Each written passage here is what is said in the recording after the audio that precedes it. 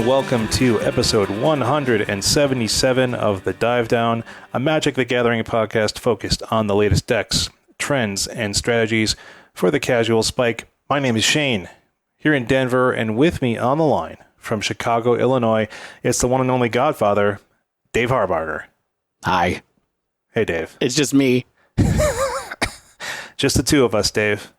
We can make it. We can make it if we try. We're going to come up with a new theme song for just the two of us. So we're building castles in the sky. Yeah. Send in a submission if you find us on Twitter at The Dive Down if you want to tell us a song that Shane and I should sing to each other, because I'm tired of waiting for Shane to come up with his own theme song for me that's special from the one that he uses for Stan when I'm not here. We can do like a bad Beastie Boys cover where it's like 2 MCs and no DJ. We're making podcasts with no delay. Can you pick an older reference than the Beastie Boys? I don't know. Do you think the Beastie Boys are one Gen X band that like did not get picked up by, like, I don't feel like there's a lot of millennials who are like, I really love the Beastie Boys. Yeah, that's a good point. I think there's like a certain style. What's weird about the Beastie Boys is they traversed a certain era of hip hop, where they went from like essentially like party joke rap almost into like sample based stuff into like legitimate hip hop culture. But then, after they got old and, started unfortunately passing away, then you're right. They just they have not maintained the zeitgeist of the youth. But I think it's just hip hop culture is just different now too. I think I can speak from experience. I was going to say, this is great. This is the content people are tuning in for, is you and me talking about hip hop culture. I was mostly just thinking maybe they used up all their goodwill on Hello Nasty and it didn't really go anywhere after that. But but you have your two MCs. We have no DJ. Stan is off this week. He might be off next week as well. He's getting some traveling in, and so stuff's just. Sometimes you just can't be on a podcast. So good luck, Stan. Enjoy your travels, and we'll see you either next week or the week after. I'm sure everyone out there will miss you. Oh, I know I will. Yeah, I right. know I will. On this week's show, we're going to do a deck dive for the first time in a while. We are once again going to address the question that I have asked or hinted at many times on this podcast. Is it a question that you've asked in the past, or is it an assertion you've made? I think that's more fair. Okay. That's much more fair, David. And that assertion is Midrange is dead. And so the question we are coming to each other with this episode is Midrange dead? So we're going to talk about the second most popular deck in Pioneer, Rakdos Midrange. We're going to do a deep dive into how it works, how... Guess what? It kills creatures. That's how it works.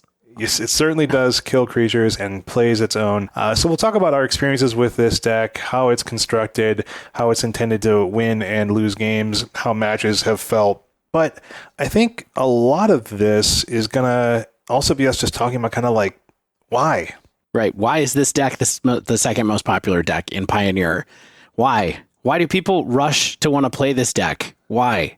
I don't know if I can even answer that question after playing a lot with this deck and writing about this deck, but maybe we can get to this conclusion by the end of these 2 hours together, Dave, because that's how long it takes us to make this podcast every week somehow. Doesn't matter if there's 2 chefs in the kitchen or 3 chefs in the kitchen. It still takes 2 hours to bake a podcast. Yep. Before we talk about Rakdos Midrange, though, we are going to take a good long look in the breakdown segment at the 200-ish person Modern main event at DreamHack Dallas this past weekend.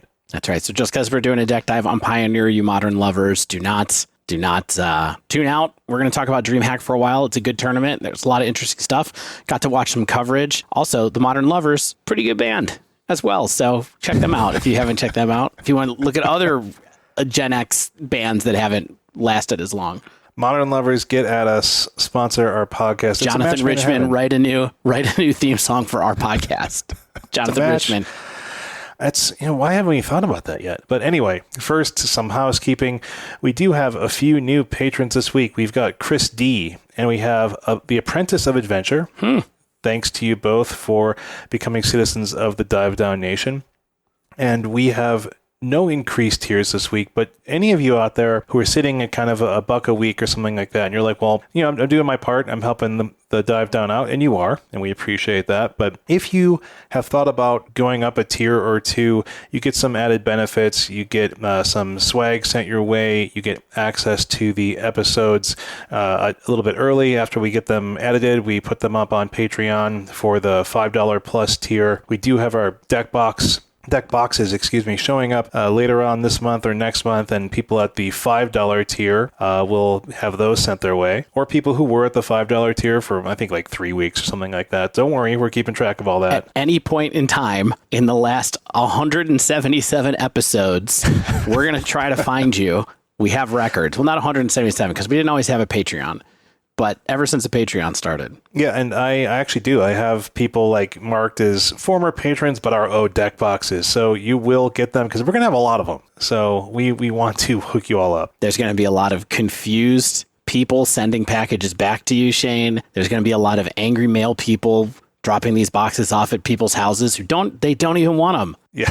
The Magic players moved years ago. Yes. Yeah, they moved multiple years ago. So I'm just going to cross my fingers and hope for the best. And, if you're out there and you happen to live at a former patron's address and you get one, just enjoy it. Could you imagine living at a house and then being there and being a Magic player as well and having a deck box for a different Patreon show up? It's funny, when I moved to Ann Arbor in 2009, like one of my second or third stops after grad school, I happened to move into the place that one of my coworkers had formerly lived in. And so it's just like, we figured that out pretty quickly. It was just like, oh yeah, I used to live there. I was like, why was your ceiling painted black? Why do I have to repaint both these bedrooms, Greg? They're like, it was the 2000s. I was really into shoegaze. Yeah, probably. Yeah. But Dave, we have some new reviews. We do. One of our new reviews is from our editor, Tanner.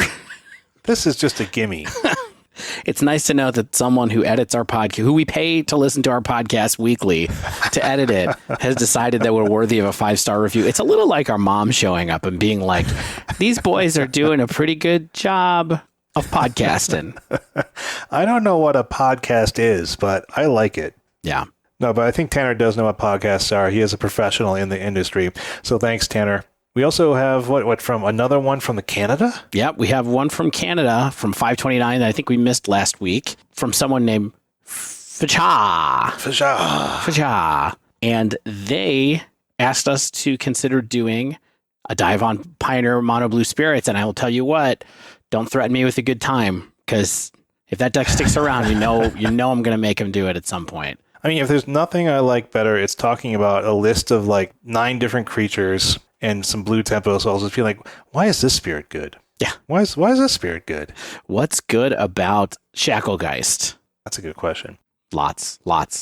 We've mentioned the Patreon a little bit earlier. If you'd like to help keep us going, help support us, get access to the definitively discreet Dive Down Discord, head on over to patreon.com/thedivedown. $1 a week is all it takes to help us out, help keep us going. And we appreciate all of you who are in the nation. Absolutely. And if you would like to support the Dive Down while playing Magic, please check out manatraders.com. Manatraders.com is the best place to rent Magic the Gatherings cards on Magic Online to play the formats you play on Magic Online. Magic the Online. Last week I said Magic the Online, and it was glorious. So yeah, I'm still laughing about it. Yeah, exactly. These jokes are free. Now, Mana Traders is not, but if you use our code, you can check them out and get 15% off your first 2 months of rentals. That code is the Dive Down 15 for now. Get it while it's hot. Right on. And now, Shane, you're on the news desk this week because we said we're going to talk about DreamHack. Whoa. Here we are from the future, Shane. It's future Shane and future Dave. It's Tuesday, Dave and Shane. We're here.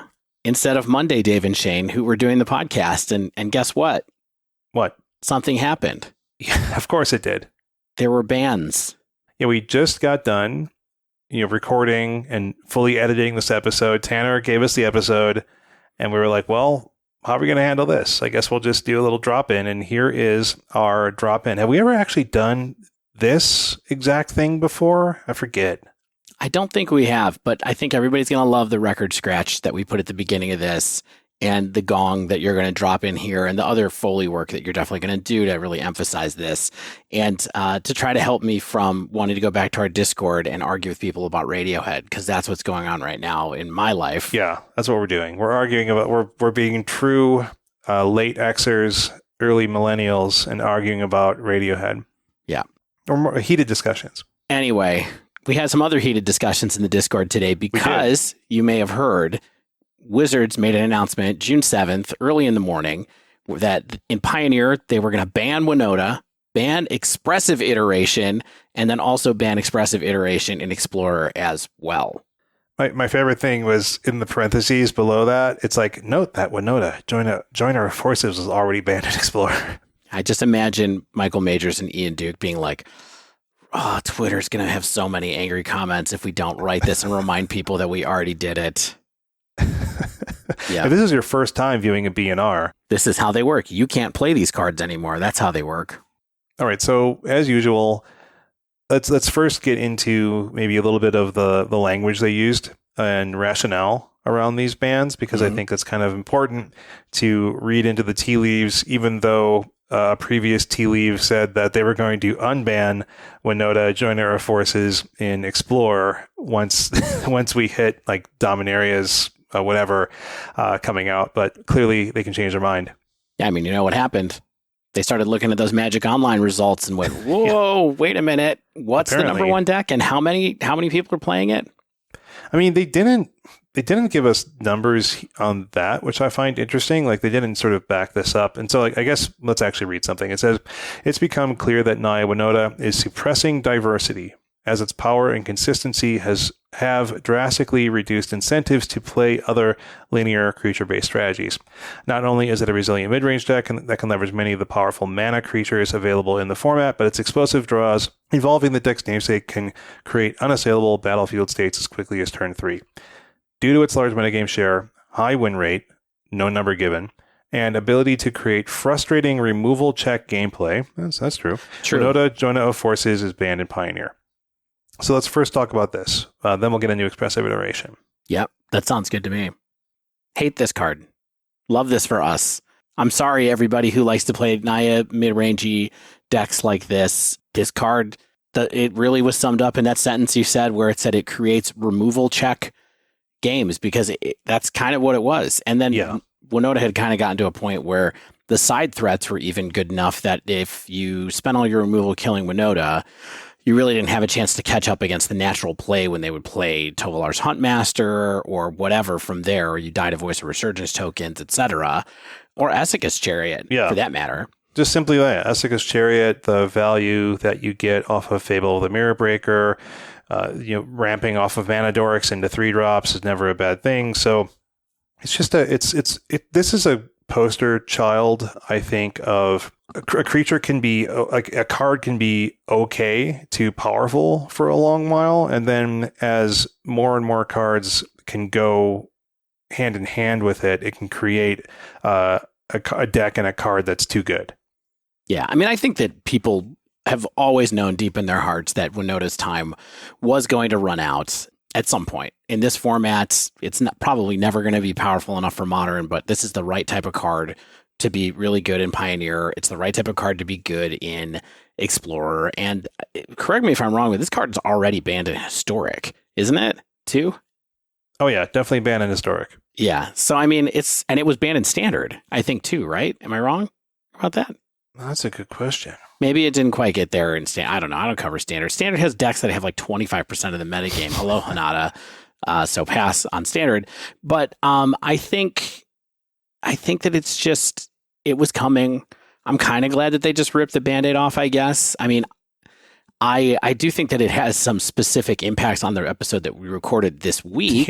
Yeah, for sure. Because personally, now I had a long discussion with some of our patrons who kind of disagree with my opinion here. Maybe I'm wrong, but I did feel like Rakdos Midrange was in part good in the metagame and played a lot in the metagame because it had decent to good game against Winota. Now, some other players kind of inform me that it doesn't, but I mean, I don't know. If your goal is to, if you're a removal check deck and Rakdos has a lot of the removal, and it has efficient removal that can take care of Winota. Of course, it's one of those things where you can get overrun by just playing a bunch of creatures and you run out of removal. So that's kind of a pain. But I think that in terms of being a removal check deck and having the ability to stop Winota and create pressure on the other side, I think Rakdos is as good as any decent deck against it in the format.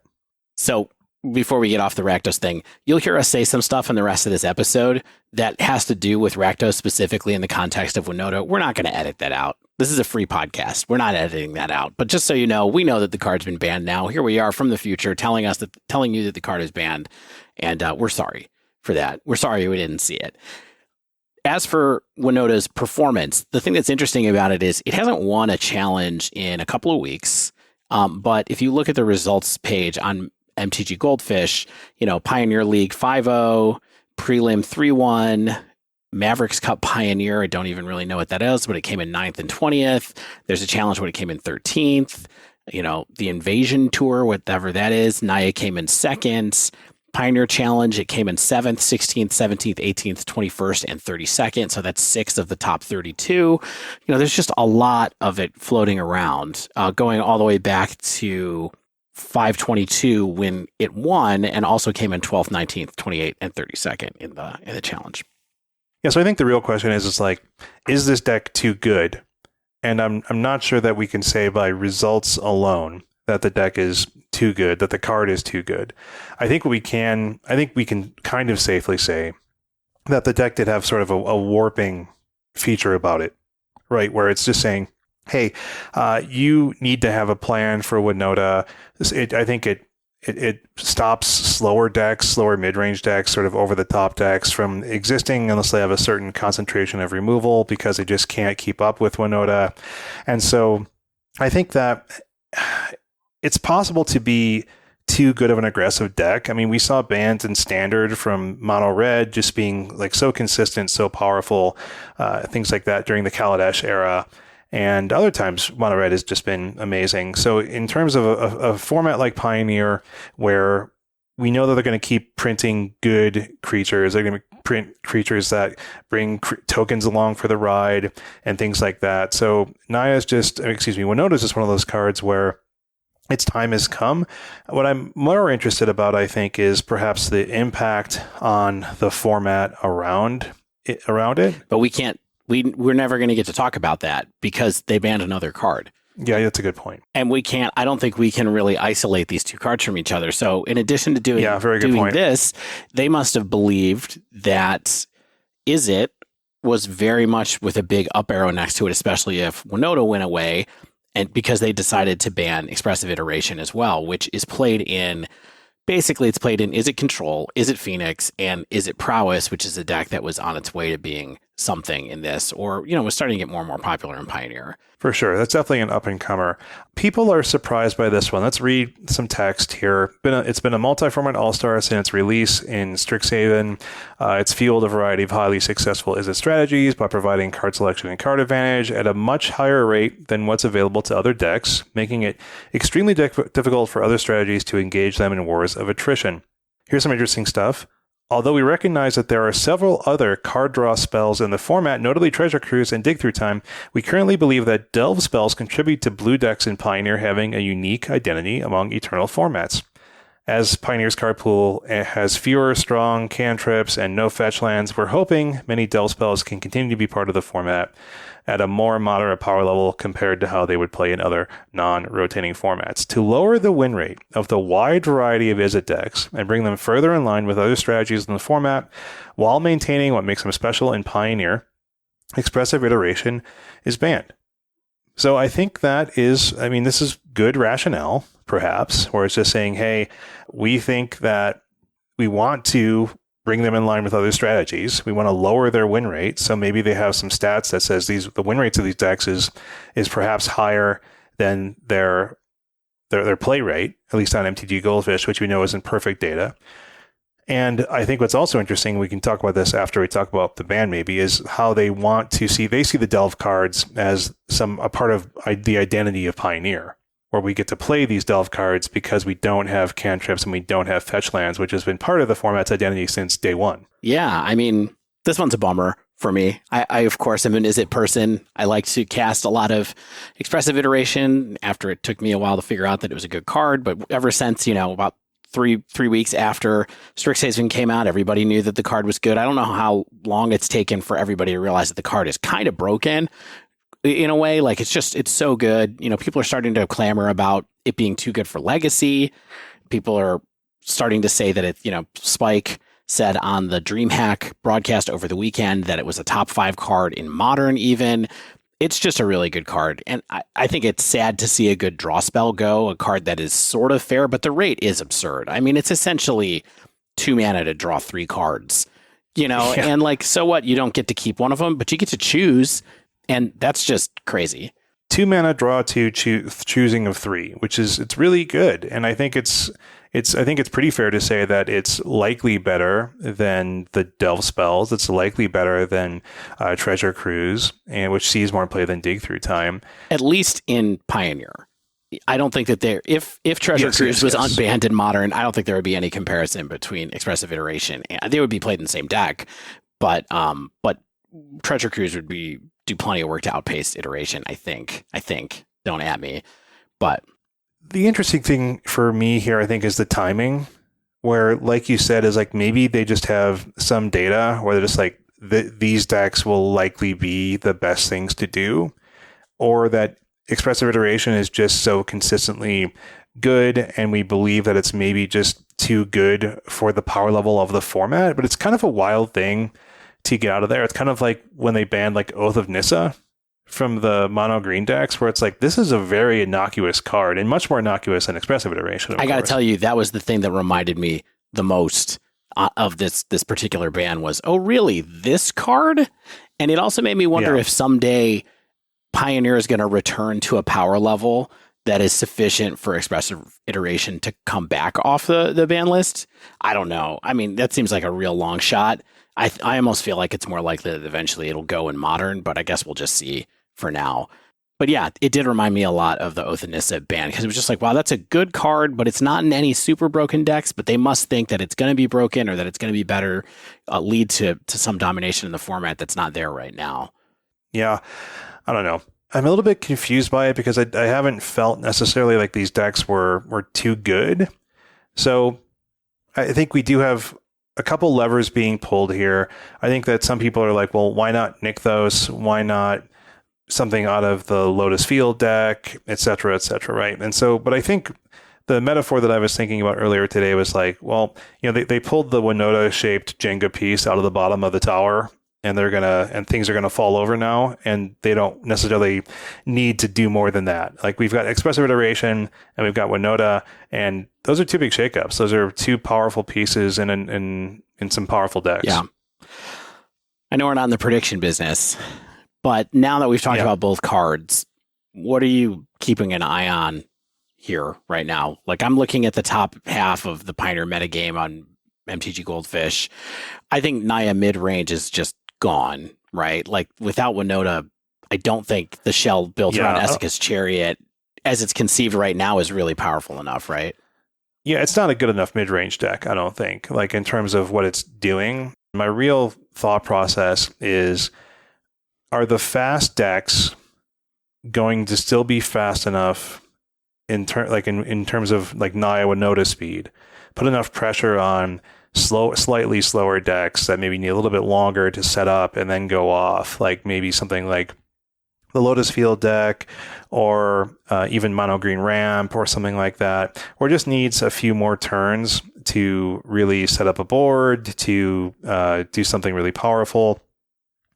And so right now, we'll talk about in the episode that at least I think that Rakdos Midrange is kind of one of the reasons that it's so high in the meta percentage and in the representation is, like, one, it's a mid-range deck, so it has game against everything, sort of. But because it has so much removal, it can fight against Winota at least somewhat decently. If you remove the Winota from there, and then Rakdos Midrange doesn't necessarily have another tier 1 deck to beat up on, then the slightly slower decks that weren't able to handle Winota, like Mono Green Ramp, which is already quite good, or like Niv to Light or something like that, which needs a little bit more time and can go over the top of the other mid-range decks, I think we'll see those creep up a bit. I'm curious to see if we're going to have another aggro deck take Naya Winota's place, like a Boros Prowess or something like Humans might have some game, and then it'll sort of stay similar. Or if we're going to have kind of a big battleship type race where it's like, we're going to go slightly bigger, we're going to go slightly bigger, we're going to go slightly bigger. And then Niv to Light is a new like tier 1 staple because it's just so good at handling everything else. I mean, I agree with all this. Really, I mean, I think that's a totally reasonable take on where this might go. The only thing I wonder about a little bit is if like Lotus, we talked about Lotus Field a little bit. I wonder if people just start messing around with Lotus Field a little bit more now. It's already 5th on Goldfish's meta breakdown. Maybe it'll go up. Maybe it'll get more solid. Not that Winota was just kind of faster than Lotus Field, right? So you could kind of get in there and finish them up and go for it, especially because they weren't trying to interact with you very much at all when you're trying to just get to Winota on turn 3. And I don't know. I feel like those mid-range decks, Mono Green Ramp and Niv, probably have the biggest up arrows next to them. It seems like a lot of people think the same thing as that. I think that, unfortunately, the expressive iteration decks, I don't know what's going to happen to Phoenix. Or is it Control, really? I feel like there's a pretty big blow to both of those decks. It feels like Phoenix will probably be able to overcome it. Is it Control can probably reconfigure, but maybe Blue-White Control just becomes more important at this point anyway. I mean, it's a huge incentive to play Red-Blue. Expressive Iteration was a huge incentive to play those colors. And I think even if you look at the Is It Prowess list, I imagine a lot of the people who like that game style play will try the Boros Heroic / Prowess deck that people like just to see if that works better for now or not. I mean, I don't really count out something like Is It Prowess because I think people are still figuring out even how to optimize that build. I think just recently in this past weekend, I'm starting to see more young pyromancers enter into the fray where it's like they can capitalize on just casting a ton of spells. There's just tons of 1 mana interaction. And Expressive Iteration's the only 2 mana spell in the deck. Yeah. I mean, I think that one thing is like Ledger Shredder is still a good card. Yeah. Right. And it's still probably going to go in an Is It deck that wants to be aggressive and get through your deck and use that to enable things. So it feels like there's probably some kind of shell there. Treasure Cruise is still good. So I'm looking at the Is It Pyromancer list right now and also that. So, but I don't know. But I think I guess I would say it felt like those decks were on their way up.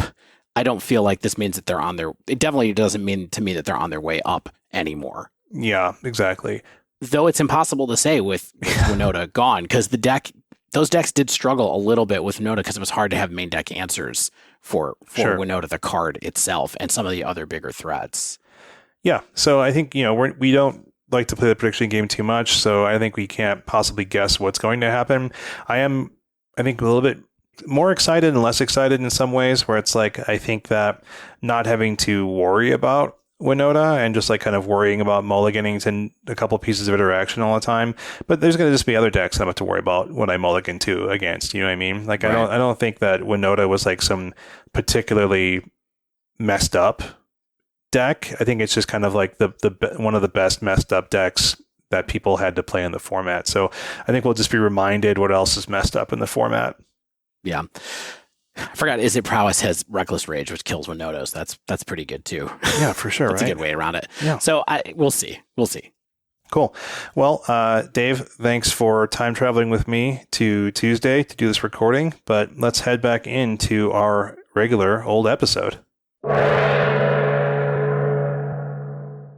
What's a DreamHack? I still am trying to figure that out. My general understanding of DreamHack is they are like a large esports organizer, and with they're dallying and more than dallying in Magic now, because they are the company that will be running the Pro Tours in the United States, at least. And so I'm sure those will be large events, and they are starting to have Magic side events. They're not just having like kind of main events. It looks like they're having, I looked at the list of events. It's like there's on-demand casual things. I think there's some sit and goes, some drafts, things like that. So all the things you expect from a GP or an open type event, it looks like DreamHack is having, in addition, of course, to all the other things that DreamHack wants to offer, like the esports tournaments. I know we were looking at Atlanta in November, which is the first Pro Tour, and I was like, oh man, they have like a giant LAN thing. You can like bring your own computer and like just LAN all weekend, play games and transfer files. I'm sure they're all legal. Just do wares. Yeah, do wares. Is that what people call it these days? Wares. Yeah, still? do the 0 days.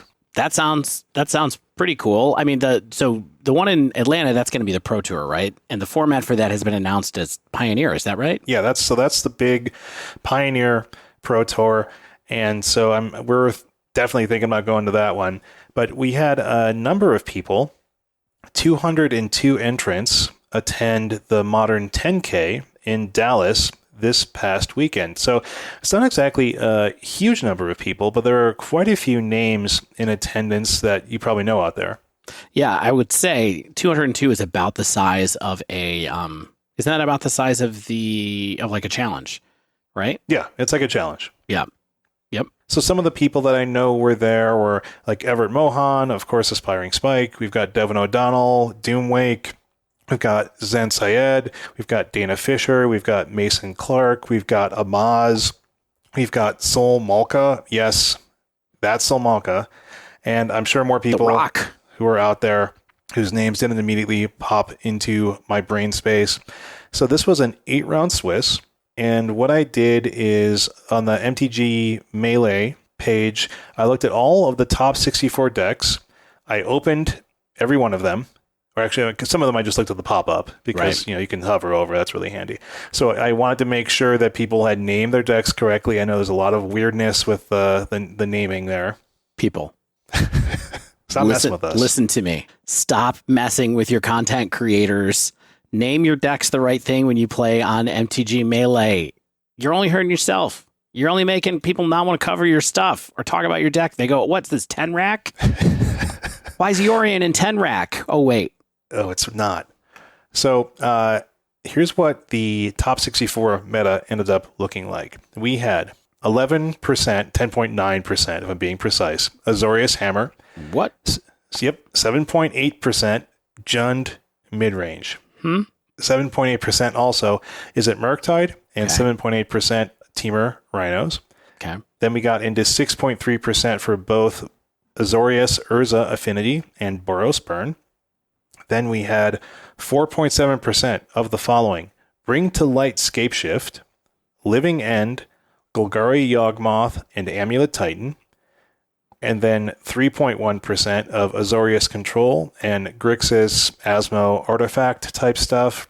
And then 28% other. And other is anything with fewer than 2 copies. So even stuff like Azorius Control and Grixis Artifacts, those were 2 copies each. Everything else is just one of, so 28%. Right. Yeah. I mean, sometimes it's easier in this sense to just be like, listen, there were 3 Amulet Titan, 3 Golgari Yawgmoth, 3 Living End, and 3 Bring to Life Scapeshift. There were 4 Burn, 4 Azorius Urza Affinity, and then I guess 5 Rhinos, 5 Murktide, 5 Jund, and from there. Steve. I'm just saying, seven so people Hammer. Don't get too confused by this, because it was just a top 64, so it wasn't like there was like 30 Azorius Hammer decks. I mean, there might have been. However, this meta breakdown is pretty different from what we've seen in most of the tournaments that we've seen for Modern lately. Am I right?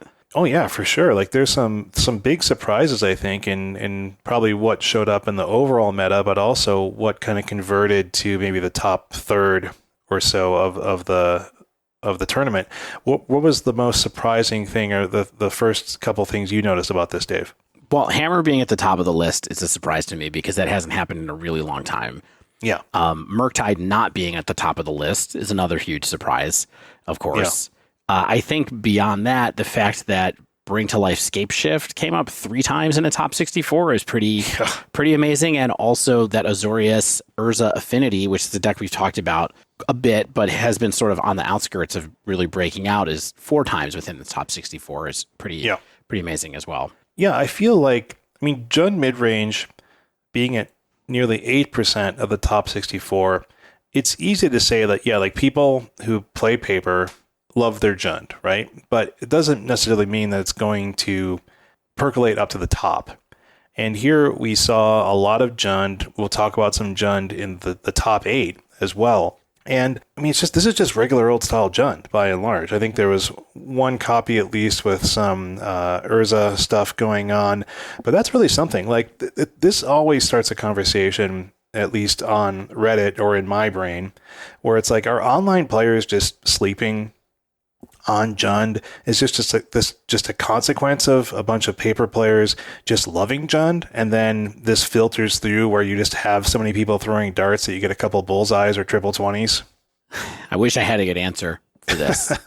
I do feel like some of it is that people have Jund and they like to play it, and there's some people who I don't think play a ton online, although some of them do. Like I think Soul Malka plays online. Oh, yeah, he always appears with some random mid-range thing. It's like, right. Oh, it's Soul, what's up? So the fact that he was on Jund, I don't think we should be too surprised about, of course. Maybe we should be surprised that it was Jund and not, Golgari. I don't have a good answer here. I feel like Jund's going to do what Jund's going to do. You know what I mean? And people, it is more popular in paper. We haven't seen it pop up quite this high in any of the other paper events that have happened recently. I mean, if you look, it's interesting to see the difference between some of these things. Like when we went to SCG, a couple months ago, that and also the energy trials tend to feel a lot like the Magic Online meta to me. I think that they still go in order. The Cascade decks are usually higher than they are in this one. Yawgmoth is starting to be higher, and then stuff like Jund is lower, Urza Affinity is lower, Scapeshift is non-existent. I don't know if somebody feels like they have some tech there or something, but I think that probably people who want to play mid-range online or doing rental services are just playing 4-color is probably what's happening. And then Jund is getting left in the dust a little bit, online anyway. That's kind of the biggest thing, speaking of like the 4-color stuff, is that control is essentially nowhere. Like there's almost no elementals, there's no 4-color blank, there's no like money pile style decks. There's one of each in the top 64. Yeah, I wouldn't say it's nowhere though. Yeah.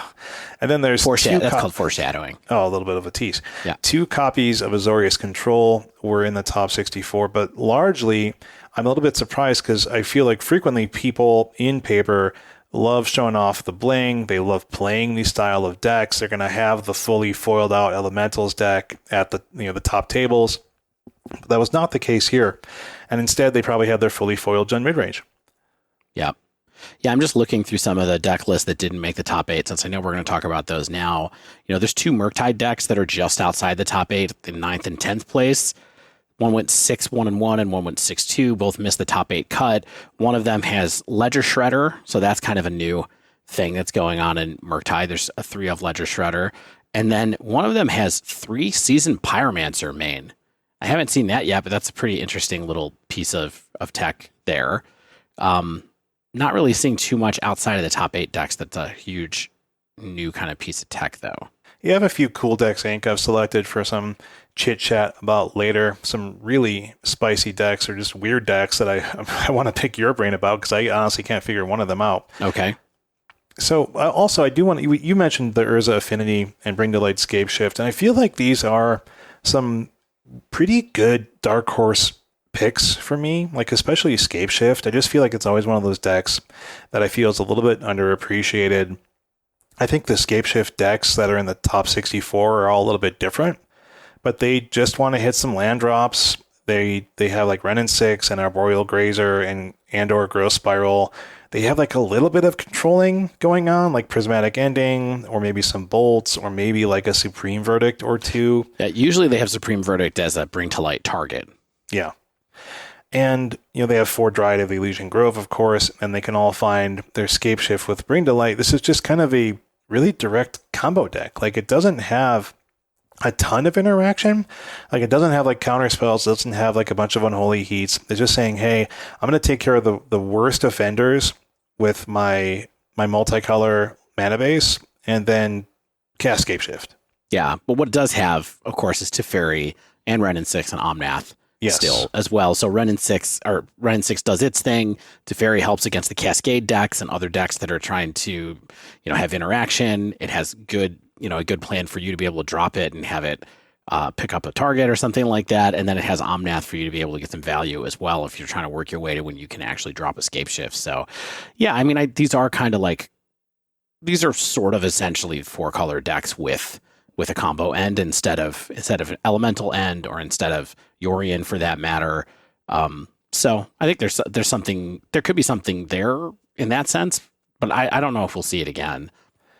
Yeah, I just really wonder how this deck is truly stopping what other people are trying to do. Like, I understand that like Ren and 6 can ping something. I understand that Teferi 3 can stop some Cascade stuff for a while, but it's just like they have so little interaction and not a lot of like counter magic or abilities to really stop what the opponent's doing besides scape shifting into the win.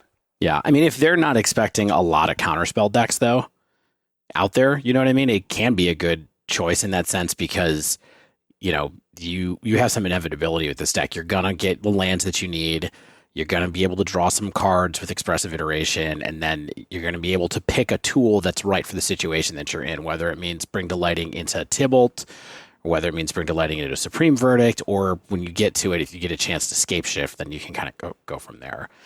Right on. So let's talk about our top 8, why don't we? Sure. So after we're top 8. Yeah, it's interesting. It's a cool one. So after the Swiss, our top 8 looked like this. We'll just go from first to eighth seed here. So we have Brandon Loescher on Dimir Mill. They went 7-0-1. This is a very normal looking mill list to me. Doesn't do any of the Azorius or Esper type stuff. It's just kind of the classic Dimir Mill as we know it. Yeah, it's got 1 Ensnaring Bridge main, which is a little bit different, I think. But other than that... Oh, yeah, I see that now. Very normal. Yeah. Then we have second place, David Wet Knight on Golgari Yogg at 7-1. David has like the singleton Hapatra, but otherwise this is kind of like the typical stock Golgari Yogg looking list to me. Third... What does Hapatra do for you exactly in these lists? You don't see it all the time. What should someone think if someone plays a Hapatra against them? That you hope you can remove it quickly, because I've never actually played Hapatra myself in this deck, but talking to Aaron and other Yogg folks, what it does is whenever you put 1 or more -1/-1 counters on a creature, you can create a 1/1 green snake creature token with Death Touch. So that effectively lets you do a lot of like loops, because you're creating creatures that then give you sacrifice fodder.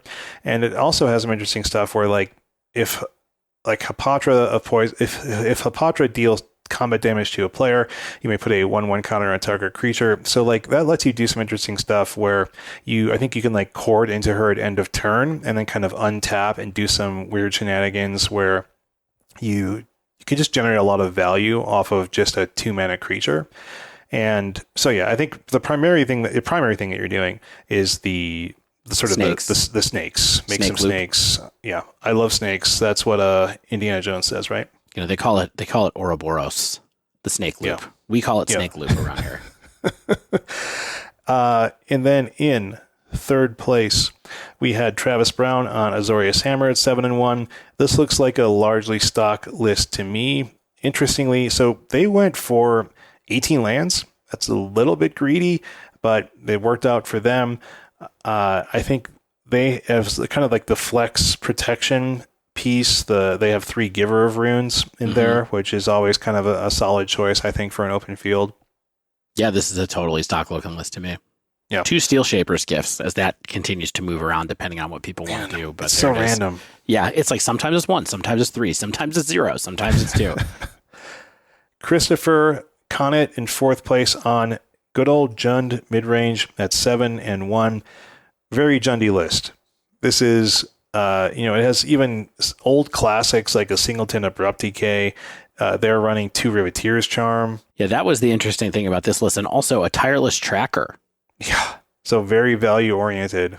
So let's read Riveteer's Charm for people who don't remember. So this is one of the first cards we've seen from New Capenna in this top 8, and what Riveteer's Charm does is it says it's Jund. It's for an instant. It's black, red, green, and it says, target opponent sacrifices a creature or planeswalker they control with the highest mana value among creatures and planeswalkers they control. Sort of like a riff on Crackling Doom, so that's kind of nice to have access to. 2 is exile the top 3 cards of your library until your next end step. You may play those cards, so they can quote-unquote draw 3 cards, which is not an effect you see in Jund, very often, but that's a good thing to have access to. And then the final mode is exile target player's graveyard. Yeah. I did watch the quarterfinals match that Christopher was in, that Aspiring Spike was one of the commentators on. And I got to see Christopher roll out three cards pretty great, like kind of just refill his whole hand in one hand. With playing Riveteer's Charm at the end of step to just kind of like reload and try to keep going. So I don't know, maybe that's a card that's worth bringing around, worth keeping, worth having. The fact that it doubles as removal, I think, is helpful, right? Yeah, that's the thing. It can handle a Murktide without like a Terminate or something like that. So it's kind of your get out of jail card sometimes. And otherwise, it's draw a bunch, or if you really want to take care of someone's graveyard, like against Living End or something like that, you have that. So it's a good charm in that all of the modes are live for you. I think in every one of your matches, especially just the quote unquote drawing 3 is kind of, I think, the default, and otherwise, it's just some value for you. Then in 5th place, we had Robert Wagner Krankle on Golgari Yawgmoth at 7-1. This looks pretty stock to me. 6th place, we have OZ or Oz Romero on Bring to Light Scapeshift. They went 6-0-2. So like I guess they just won 6 and drew into the top 8. Double draw. Yeah. Yeah, their interaction only includes 4 Prismatic Ending and a Supreme Verdict, besides, of course, the 4 Renin 6 and the 3 Teferi 3. They have the Singleton Valky, and they have the full 4 Bring to Light and a Scapeshift. I've seen some of the lists that were down the charts that we talked about earlier. They were only doing 2 or 3 Bring to Lights, which seems a little bit odd to me, where I feel like you just want that selection and that value piece of Bring to Light. But what do I know? Yeah, these are ones that, escape me. The nuances of deck construction for these definitely escape me. So, but yeah, one of ours Bring to Light Scapeshifts made the top 8, so congratulations there. 7th place, we have Mason Clark on 4-color Blink featuring Yorion. They also went 6-0-2. This is an interesting sort of cross. Like it's like a couple different lists in terms of it has a couple Ephemerate, but it's not like the Blinky Elementals as we kind of know it. There's no Risen Reef. It has a couple Eternal Witnesses. It has, of course, the Omnath and all those shenanigans. So it's kind of just a big value pile. Yeah, in my mind, this is a more controlling version of this deck than some of the ones that we see that don't have Eternal Witness or load up on Risen Reef and stuff like that. I feel like this is the kind of shades of I'm going to try to play the long game and try to win the long game with this particular version of the deck. It also has two main deck dress downs, which I don't think we're always seeing, but dress down's still a good card. Right on. Then 8th place, we have Sol Malka. Yes, the Sol Malka on Jund Saga Midrange 6-1-1. If you aren't familiar with Sol and why we keep talking about him in this era of reverence, he's basically the guy who made the Rock a deck, like a famous deck at least, and he keeps seeming to pop up now and then, winning with some variant on Golgari Midrange. Here, he decided to branch out into red cards, and this is a pretty novel list. Well, I think this is actually it's a novel list in a couple of ways, but this is Jund Saga basically, and the thing that's novel about this list, at least in my mind, you tell me, Shane, what you think. But one is we're not trying to play with Dragon's Rage Channeler, which Jund Saga does sometimes. We're playing with Ragavan, Tarmogoyf, and Tireless Tracker are the only creatures in the deck, which is pretty surprising. It's a pretty slim creature suite for that. But I guess what you really do is trying to lean into having as many, a little bit more into the Saga tokens to be able to win, which is kind of what I saw happen. Saul trying to do in a couple of the matchups that he was playing when I saw him on coverage. For sure. And what's really interesting though is that he seems, of course, Tireless Tracker is a not super common inclusion in these decks. It seems like it's a little bit slow. This card is 5 years old at this point. And so it's definitely a soul card to me, where it's like I'm going to grind out a lot of value with my Tireless Tracker and take over the game with it as one of my options. But he's running Yagantha as his companion, so he's not running anything like Liliana the Veil, not running any Seasoned Pyromancer, which are the kind of cards that I would be like, well, those are like the ultimate mid-range pilot cards where you want to just, Seasoned Pyromancer just seems like what you want to be doing in this deck. But with Yugantha is in the companion, it's it's an 8th card. Why not? Yeah. Yeah, I can understand that. I mean, just having access to a companion is sometimes just a broken thing, as we've talked about a lot. And even the sideboard has a few classics that aren't always around anymore. Like there's a couple Collective Brutality, there's a couple Scavenging Ooze, and one Unlicensed Hearse.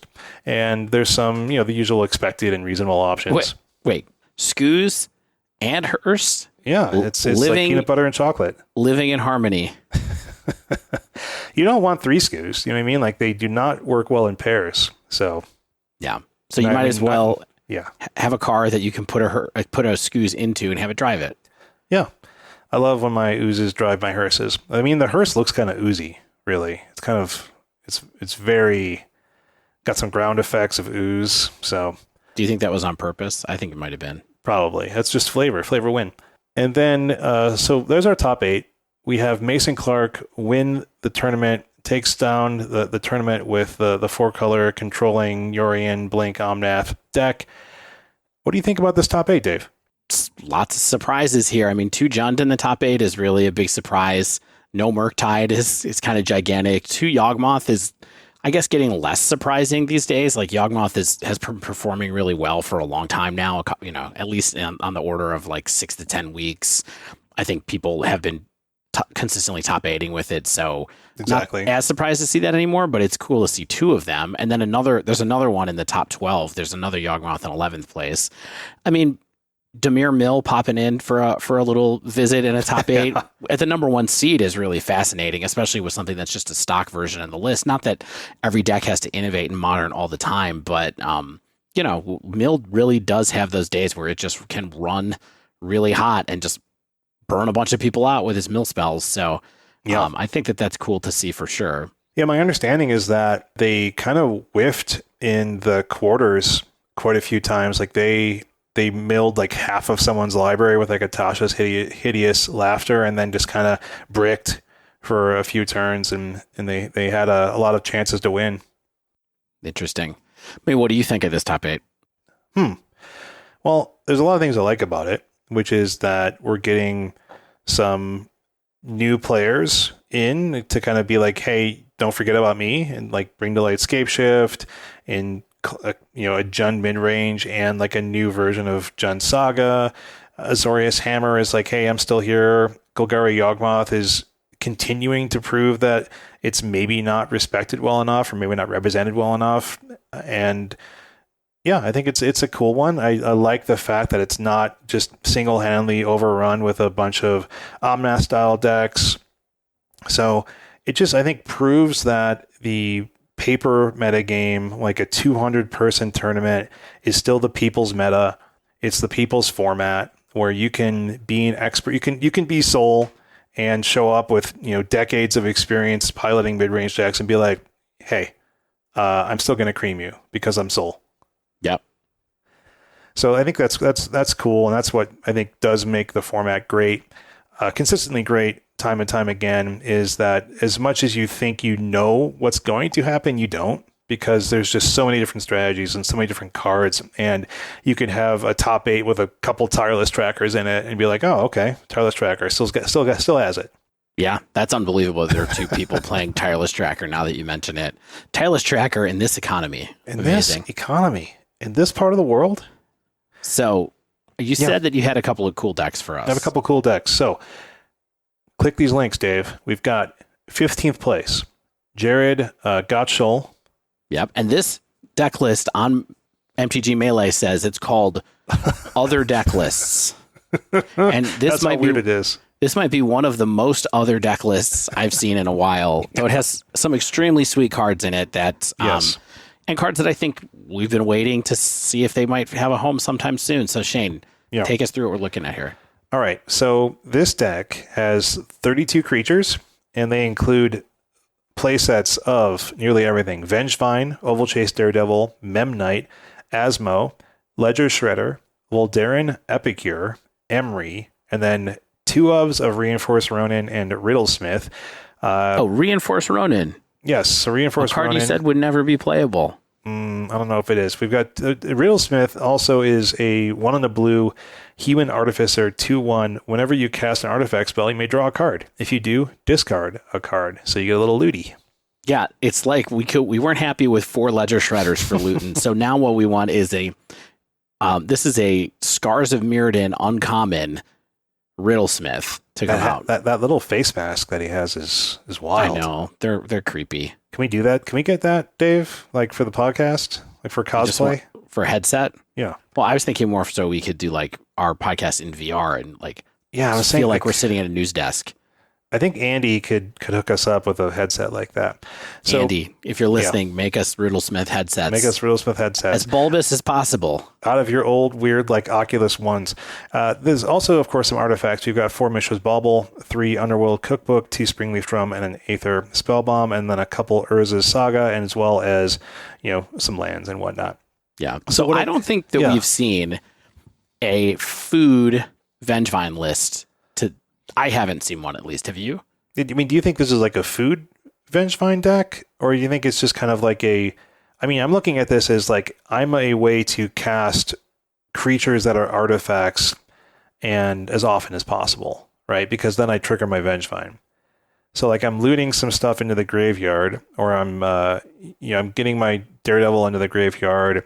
I'm getting my Vengevine into the graveyard. I'm even getting, let's see, like, Mishra's Bauble and things like that. Stuff you can cast back with Emery is nice.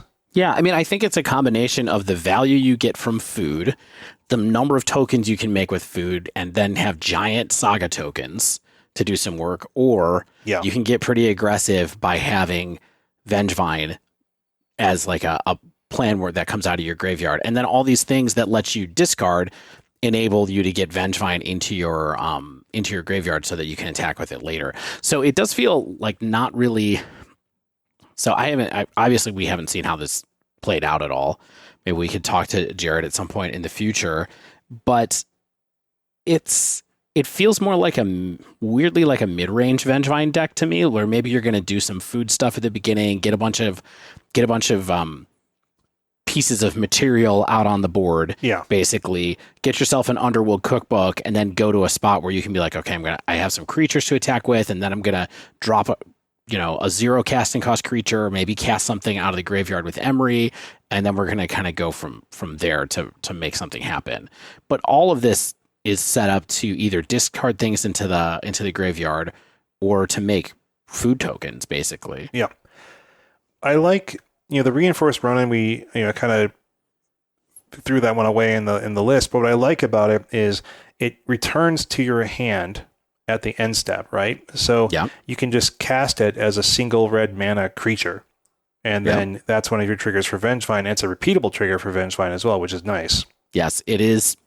So I don't know if you ever played Vengevine when it was like Bridgevine, but what this reminds me of in this deck is, God, what's that card? I'm suddenly forgetting what it's called. The one that casts a single black Gravecrawler. Yeah. It's a single black that you can cast when you have a zombie. Yes, exactly. Right? And that's kind of what this is that it's a single red repeatable creature trigger that lets you bring your Vengevines back over and over again while you're trying to do other stuff. And it's kind of like Landfall or something for your Bloodghast. Yeah. And also because with Emery, you can cast Reinforced Ronin out of your graveyard if you need to, if it dies for some reason. So you can bring it back and try to start the whole loop all over again. Yeah. It's a cool use of the card. I think the deck looks sweet. I'm glad that they were able to get 15th place with this because I like interesting concepts that are successful. So good on Jared. I like Vengevine. I'd love for Vengevine to be decent. I have a playset just waiting. And then here's the real one that I just need your help on, Dave. It's 33rd place.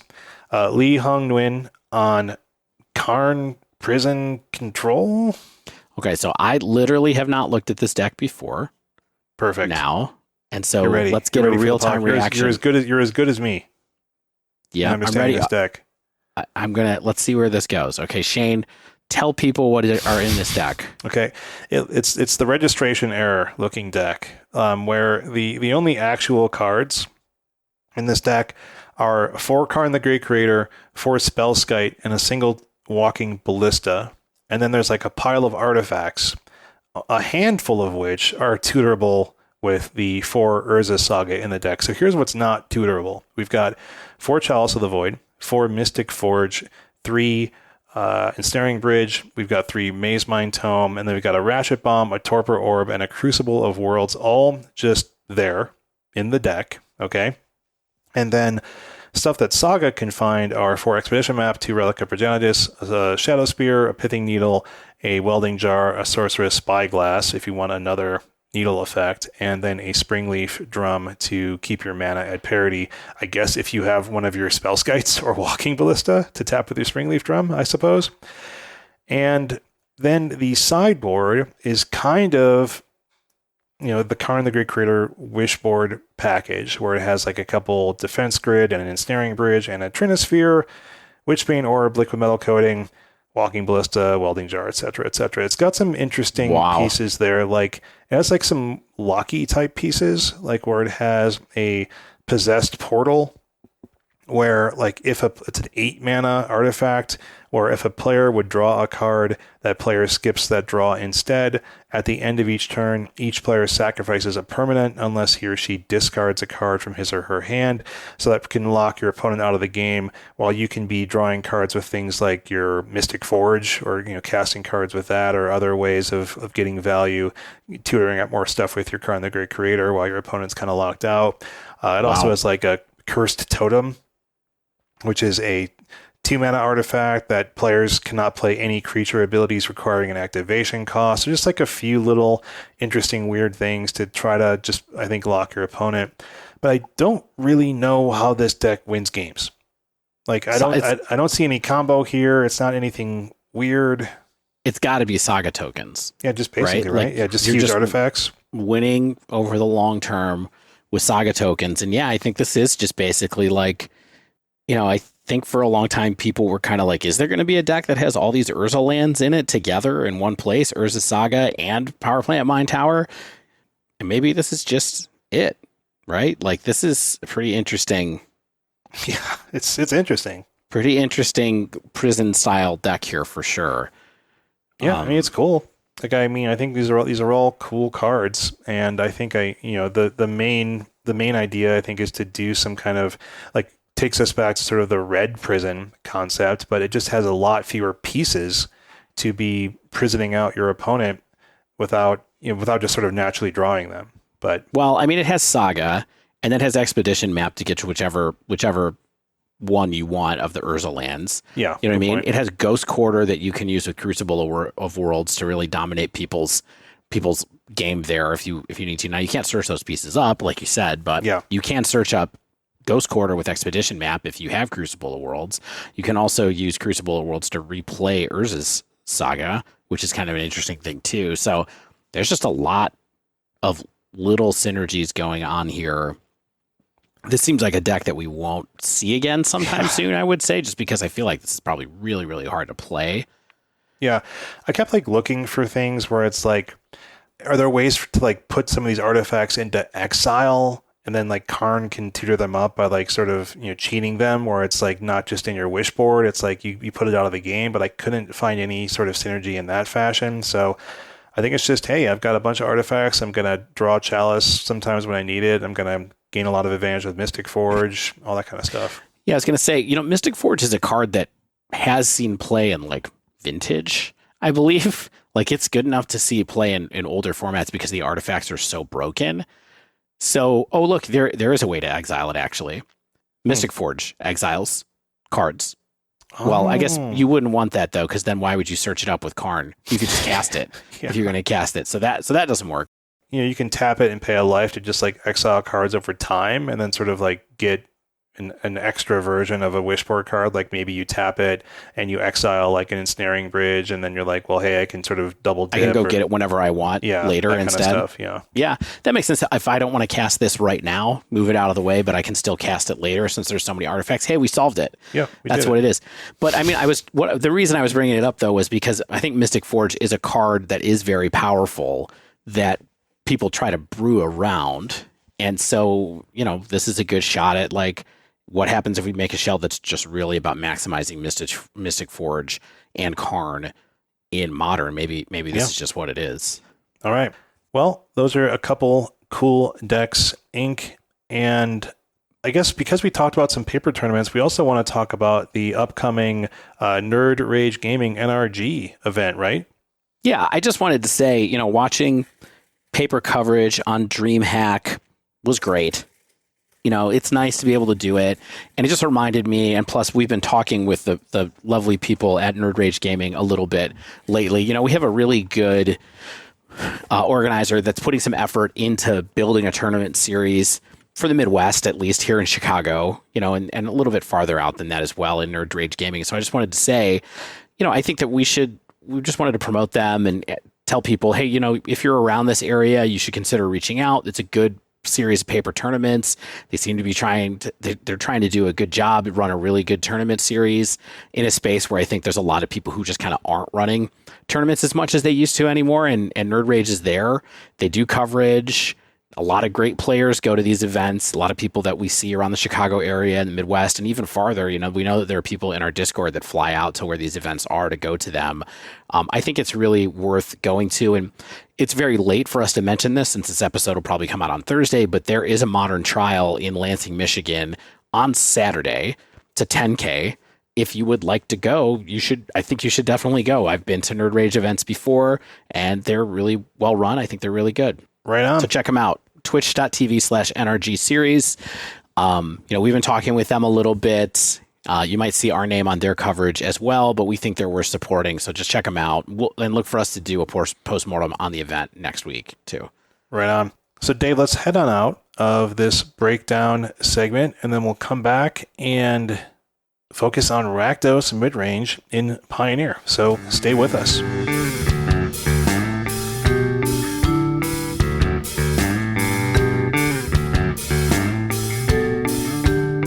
Dave.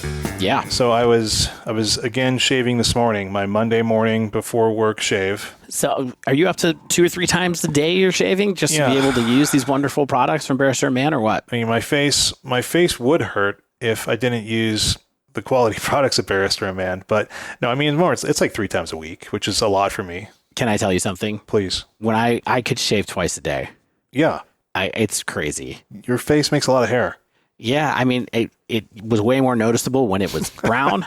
Now that it's white, you can't really tell as much. But seriously, when I would shave in the morning and go to elementary school, and then by snack time, I would have a shadow again. That's really something. Yeah, Dave, I'm looking at so I have like a profile photo of you in my phone, and it's a number of years old at this point, and your beard is very brown. You just have like a little tiny white streak. White. Now it's all white. Yeah. That's what kids do to you. Yeah, they suck the life out of you.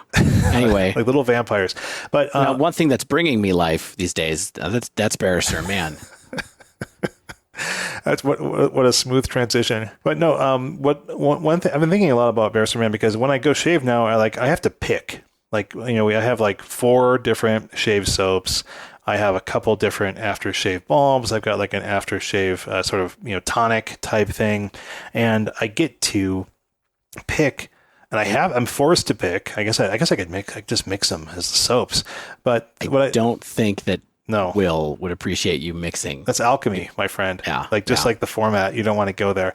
But that's I think a big thing about Barrister and Man that I find really nice about it is not only does Will over at Barrister and Man have a good fleet of kind of stock scents where it's like you can find something that matches kind of your personality and the things that you like to smell, the way you like to smell. What I think what's interesting about shaving soap, just as a side note, is that I think people think that if I use this soap, I'm going to smell like this all day. Like it's kind of like a cologne.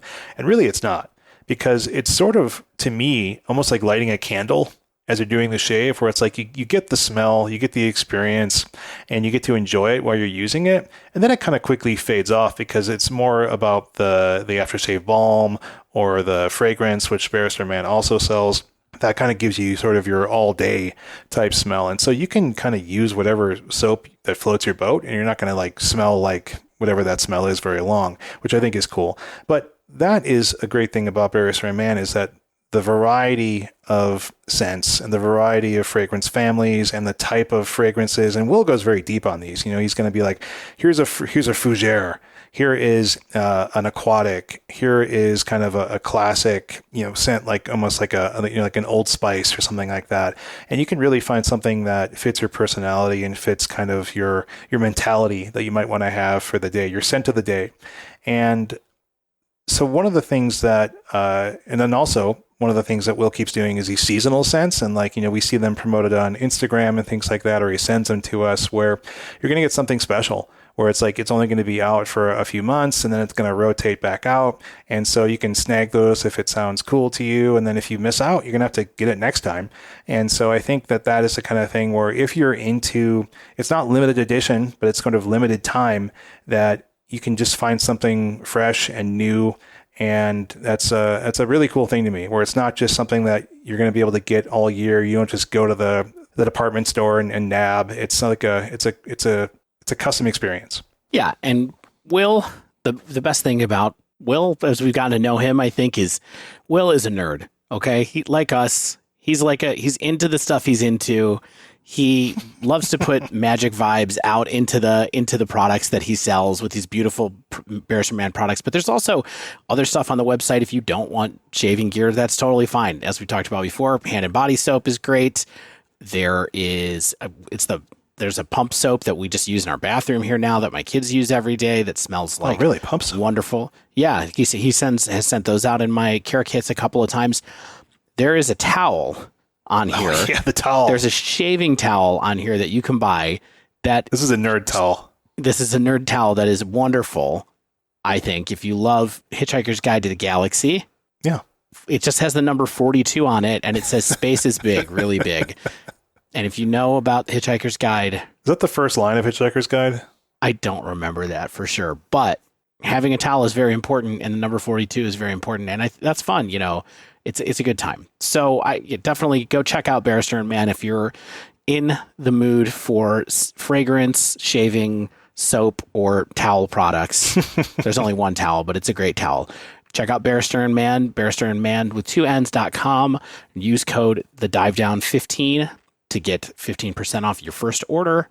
And we thank you for your support. Dave, speaking of 15, I've got a deck for you that's 13% of the meta share. So why don't we get into that in the dive down?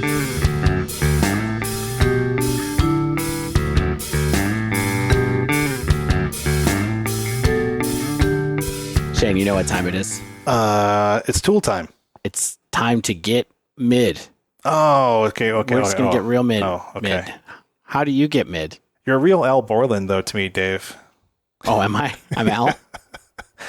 I don't think so, Shane. Anyway, let's get mid. I think it's something that we have both done over the course of our Magic careers to mostly less success, I'd say. Mm-hmm. Yeah, I mean, it's got different moments of being good. For you or for the world? For the world. Yeah. Moments where I really enjoy it. I've had moments in Modern. I was just looking up mid on a certain website to make sure we weren't saying something awful that is bad. I just wanted to check all of the meanings of the word mid to make sure we're okay. If we're not, we're sorry. We tried to check. This is what people in their 40s have to do now. Oh my God. Yeah, I'm checking things. I just want to be sure. I want to be a kind person. I saw a kid this weekend who drew a sign on the sidewalk that just said, if you're going to be anything, be kind. And that's what I'm trying. Yeah, it's a good ethos. It's a very mid thing to do. So yeah, I've had fun times with Midrange in Modern for sure. Playing Rakdos Midrange with Luris and kind of peak Modern Horizons 2 era was a pretty good deck for me. Jund at different points in time has been fun, although I haven't really won very much with Jund, especially not as much as I have with straight up red-black. I've definitely gone to time a lot playing Obs on Midrange and Paper like 5-6 years ago. I mean, that was kind of one of your first loves in Magic and in Modern, I think. It's one of my first hates. Give me some Lingering Souls. I played a deck. I played against Obs on Control, by the way. in one of the leagues that I did with Rakdos, and I still hate Seed Rhino. After all these years. Anyway, so we're going to talk about mid-range in Pioneer today, focusing on Rakdos, like we said in the intro, and many times since then. Pioneer, it's still a format we're kind of dipping our toes into. So we thought it would be interesting to take a look, given our surprise last week that Rakdos is the second most played deck in Pioneer.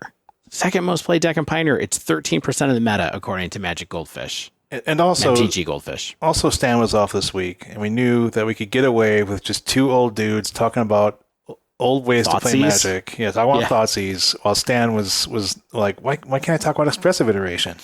Oh, they are sort of like diametrically opposed. Thoughtseize versus expressive iteration till the end of time. Yeah. One of the funniest things in the DreamHack coverage I saw, or most interesting, was in the finals when it was Sol Malka on Jund Saga versus Mason on four color. They were talking about how badly the matchup was looking for Jund, basically. And Everett said, one of the old lines about Jund is that it can't beat a divination. Yeah. And I thought that was pretty interesting that, having a deck that's kind of like 1-for-1s and a few 2-for-1s has a really hard time with that. But found that to be true a little bit playing this deck. Yeah. So we're going to talk about the deck, what it's been like to play it, how we think it fits in the format. And then, like we said, we're going to talk a little bit about why it might be popular right now, why we think it might be something that people are gravitating towards, do a little speculation. But first, in interest of bringing people along for the entire journey, in case there are people, newer players to Magic listening to this right now, what is a mid-range deck, Shane? What does that mean? Oh my gosh. What does that mean to you? What's funny is, I think this is actually a question that some people this is a question some people might actually wonder, where it's because mid-range is not a super popular way to really engage with the game right now. Yeah. Later on, we're going to talk about what a tempo deck is too, so get ready for that. Okay. So yeah, I think what mid-range is all about, trading resources, trading cards in ways where eventually you come out ahead, right? You're just sort of eking out small amounts of value with your mostly generically powerful cards, where you're getting mana advantages, you're getting card advantages, you're getting a little bit of tempo advantage here and there, and then able to eventually use all those small bits of advantage to be the one card or one turn ahead where you can close the game out. Yeah.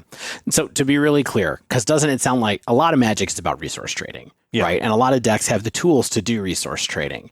But the thing that most mid-range decks don't have, sometimes they do, occasionally, but what they mostly don't have are synergistic plans that they are trading resources in service to. Good point. Right? Does that make sense? They're not trying to build up to a big turn. We're not trying to pull off some kind of combo. We're not even trying to be aggressive and get out ahead really early, where we have a bunch of cards that get bad later in the game because of that. What we're trying to do is answer our opponent's cards until we do it enough times that we get ahead. Yeah, the combo is keep the board clear until I untap with my creature land. Right. Yeah. Yeah, empty your hand while I still have cards in my hand without me playing any cards that draw cards. Yeah, essentially. Usually. Yeah. So how does the deck go about actually doing that? What kind of cards are in most mid-range style decks? Yeah. Well, we're going to go through it in a lot of detail from here, but there's generally a few different categories. One is removal, right? Yeah. Creature/permanent removal of different kinds. Another one in these type of decks tends to be hand disruption, of course. And we're going to talk a little bit about hand disruption. And then the last thing that's in there are the cards that tend to close your games out for you, creatures. Yeah. And it's pretty simple. Creatures, planeswalkers, creature lands, that kind of thing. And I think the thing that I notice most when I'm looking at these decks is kind of efficiency, where it's because you're losing synergy, you're trying, I think, to gain on efficiency.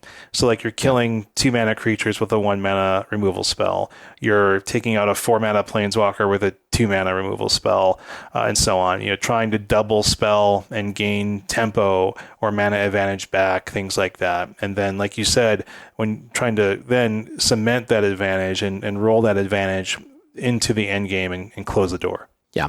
And I think the big thing here, if you think about evaluating the cards that end up in decks like this, it's value, right? Like, what's the value of the card that I'm playing versus the number of cards that I can answer with it versus, you said efficiency.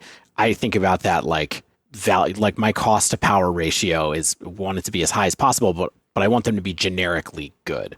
It's not for specialized cards. It's not for cards that are tricky. Usually it's really for what are just the cards that are good when I read them. And I go, oh, that's a reasonably good and useful Magic card. Yeah, exactly. Reasonably good is kind of the name of the game.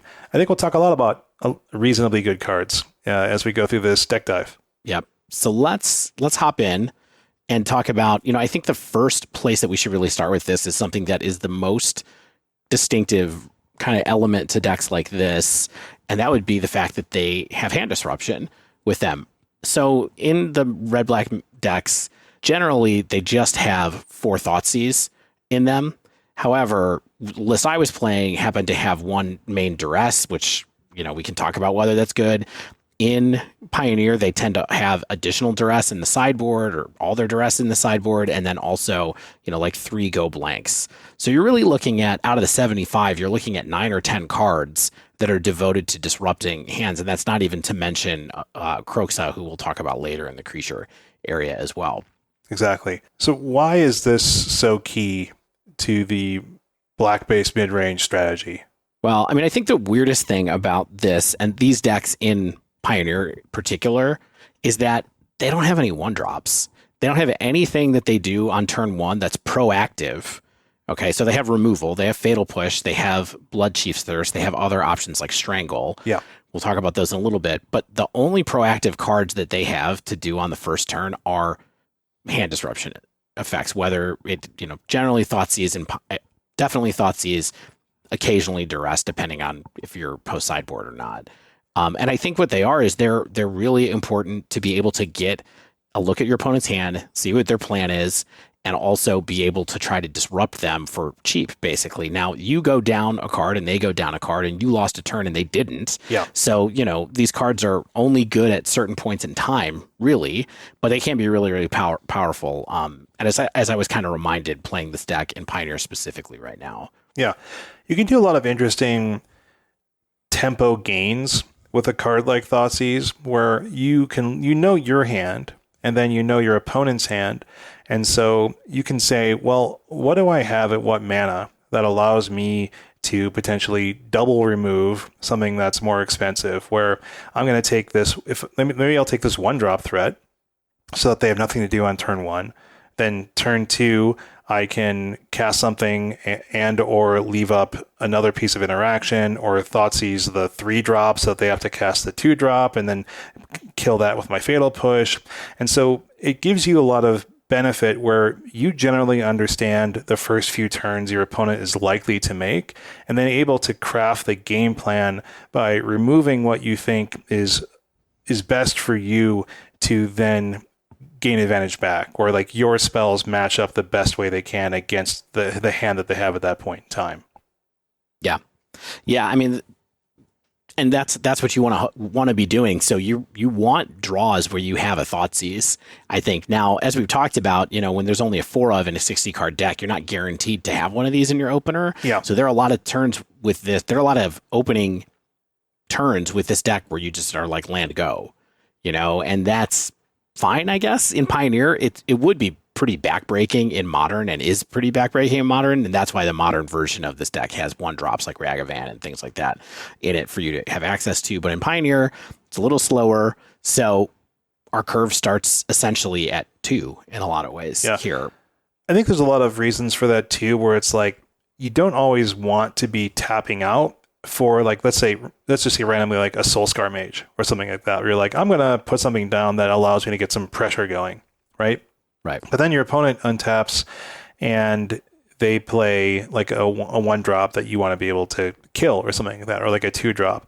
And so like you almost always want to be doing that kind of like at the end of your turn, where it's like, I'm gonna represent a Fatal Push. If they put a Mana Dork out into the world, it's going to die. Then I can untap and do something with my 2 mana. Yeah, and that's precisely what's going on in Pioneer right now. And I think Yes. a big part of, no spoilers, we'll talk about it later, but, holding up removal, instant speed removal, specifically Fatal Push to kill somebody's Llanowar elves is a huge part of something that you're thinking about in Pioneer at the moment. Push the elf. Push the elf. Yeah, push the elf. I think, there's other things too where it's like there can be a snowbally type creatures where it's like, mana elves in general, because there's 8 elves in Pioneer. There's not just the 4 as an explorer. Yep. So, and that's something that you really want to be able to stop people's mana development. You want to be able to take care of other high value 1-drops, like if it's something more synergistic, like let's say it's a human or even some rogue deck where it's like maybe it's like an elf or something like that, where it's like, hey, I need to take care of the creatures that are going to quickly snowball out of control. And so I don't necessarily want to be casting a 1-drop that can just eat a red removal spell for value. And that's one of those things where you're just giving mana advantage or mana parity back to your opponent. And that's not something you always want to be doing in a deck like this. Yep. And we'll talk about that a little bit more when we get deeper into removal. But for now, why don't we talk a little bit more? How good is thought seizing in Pioneer right now? Especially versus, there's been a lot of talk lately about like, is thought seize good in Modern right now? Like, is it good if you're just in a value deck? And Michael Rapp, friend of the show, wrote an article for Card Kingdom last week that was basically kind of saying, hey, just playing Thoughtseize on itself really isn't good enough anymore. If you're going to play it in Death Shadow, fine, but cards in Modern are too generically good and too replaceable for each other. They're all of a high power level that a lot of times if you Thoughtseize someone, you're really not disrupting their plan all that much unless they're on a combo of some kind. And even those combos, they tend to be resilient and have ways to recover and all those kind of things now. And they tend to be the decks that actually benefit the most from playing Thoughtseize because they can go, or Thoughtseize or Grief or some kind of hand disruption because they can take your hate piece. Yes, exactly. But Pioneer's a different ballgame, I think. Sure. To me, it depends. That's kind of like the most generic answer, right? Like there's some decks where like turn 1 Thoughtseize punches a hole in their hand. It gets rid of like a Greasefang, a Winota, a Mana Dork, a Fires of Invention, like whatever. But then there's like decks, like you said, that even in Pioneer are going to have redundancy, like a mono red or like an Izzet Phoenix or like a Spirits deck where there isn't really like a single linchpin card where like I take this and it stymies their game plan. It's just like I basically had a 1 mana removal spell that cost me 2 life. And like, even against something like Azorius Control, like a turn 1 Thoughtseize honestly never feels that amazing to me because they often have cards that do similar things, right? Like they're going to have like maybe a March of Otherworldly Light, a Portable Hole, a Fateful Absence. Those are all things that do similar effects where you're like, well, they're going to remove my creature, whatever I play. Maybe they're going to have, if you take like a 4 or 5 mana Planeswalker, they have plenty of other things to be doing and even drawing into another like Planeswalker as they're going about doing that. It's like a few turns from now where you're like, yeah, this is the most generically powerful thing in their hand. And I might not have like a Dreadbore that's going to take care of that. Or something like that. So like so it's like one of those things where sometimes it does great work and sometimes it feels like I hope this works out and I hope they don't redraw that card. Yeah. Well, don't do it on Magic Online since you know what happens when you make someone discard something on Magic Online. They always redraw it, don't they? It's the bug, don't man. at me in the chat. Yeah. It's funny. I do feel like I understand what you're saying. I do think that's just sort of like the double-edged sword of playing with Thoughtseize anyway. Yeah. But I just feel like there's a lot more moments in here where you can grab a card that's clearly more powerful than the other cards in their deck are. And whether that's, and I think every deck has something that's maybe not necessarily like their payoff that you're taking, but it can be their value engine, the best card in their deck that kind of helps them go, like grabbing Expressive Iteration from a deck that thought they were going to be able to Expressive Iteration on curve is pretty good, especially since you're doing that, you're messing up their plan on turn 3, and then kind of you have information about what threats you can play from there. Isn't it wild how it's almost always right to take Expressive Iteration? Like such a like innocuous looking 2 mana spell. It's just like, yeah, I probably should be taking this because if they're able, like, it's one of the spells that they can recover from a Thoughtseize so powerfully. Like if you Thoughtseize them and then like a turn or two later they redraw into an expressive iteration, you're like, oh my god, my card was useless. Like less than useless. Yeah, it's not great. I mean, I will say, again, to refer back to the coverage from DreamHack last weekend, he said that he thought Expressive Iteration was one of the top 5 most powerful cards in Modern. Yeah, I'd agree. Which means it's a great card. It's just one of the best cards that's floating around right now for sure. And I think that time has proven that.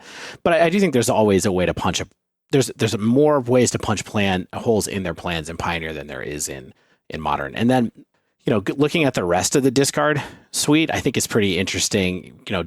In some ways, Pioneer is sorely missing Inquisition and Kozilek. In some ways, I think this format would be terrible if there was access to another set of 1 mana discard cards. You just cards. never do anything and feel sad about it.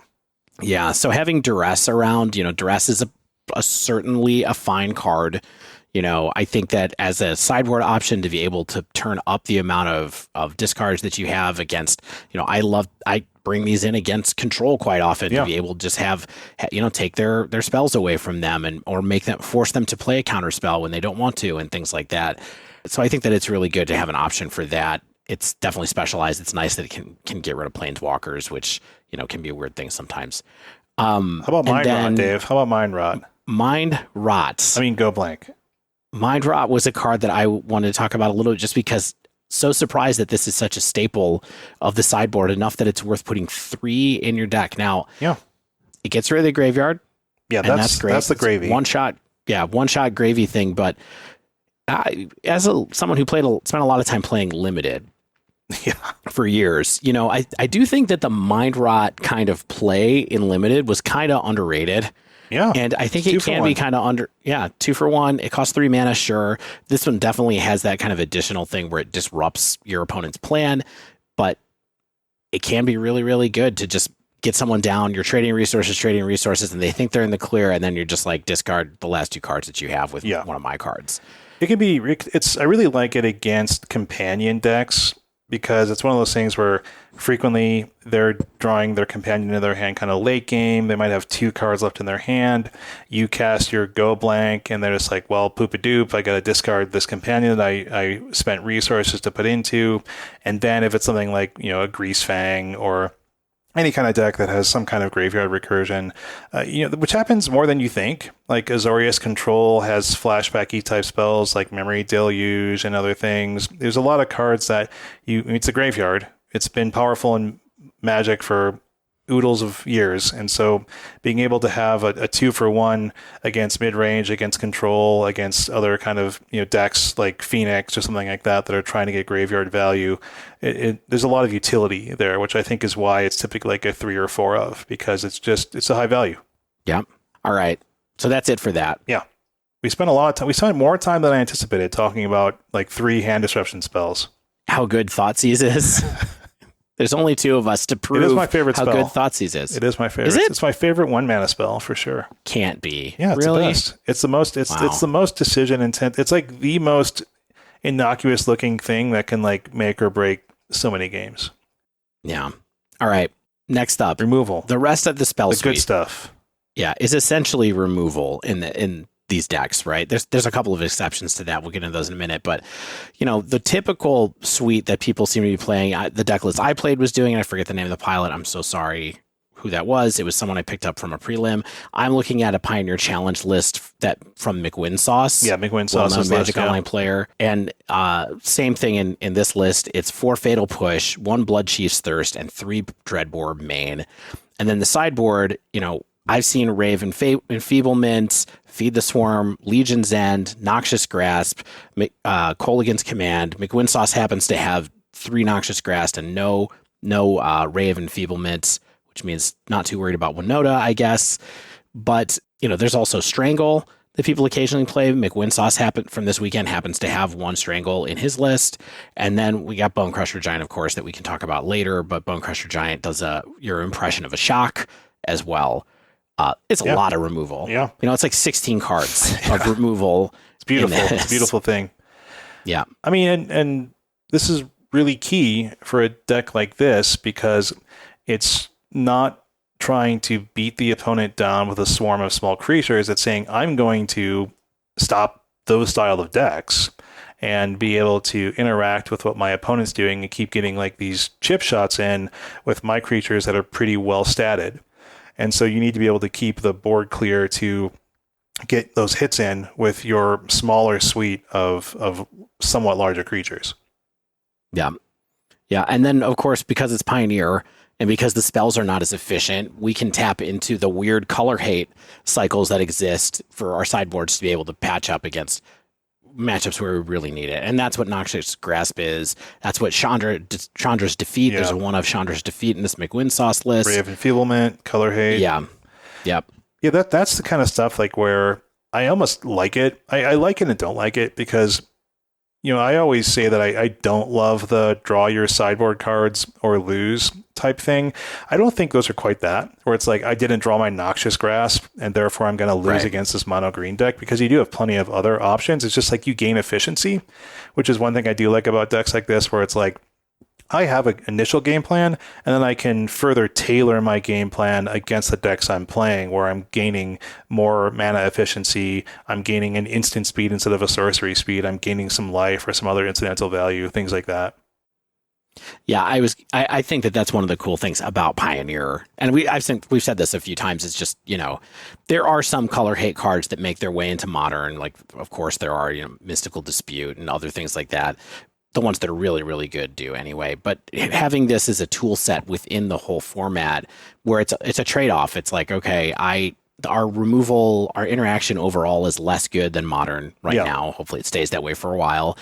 And so we have to reach out to play these cards, and they require interesting decisions in deck building, right? And also you have to know exactly how many matchups they're good against. Because I think sometimes people are like, okay, I'm going to bring in this green hate card against a green deck, and that happens every time. But sometimes you forget that some decks are green, right? Where they have a splash. There is a little bit of thoughtfulness into the sideboarding, I think, that you have to do beyond just being like, oh, I bring in Rave Enfeeblement against Winota and Elf's decks. Like, there's more than that, too. Exactly.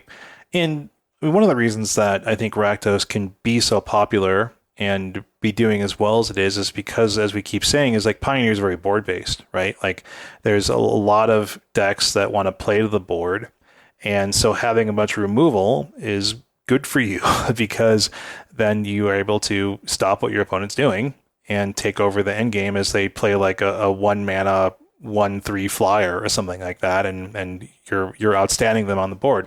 What I think is interesting is like Pioneer has a few decks that want to control the board, and so like Rakdos is not singular in its ability to do so. Like we have Azorius Control that has interaction and sweepers, but it just can't offer the same potential aggression of Rakdos. Like Niv to Light has plenty of interactive spells, but because it's multicolor, it loses some of the efficiency of Rakdos, and so it tries to make that up with like a more powerful over-the-top endgame.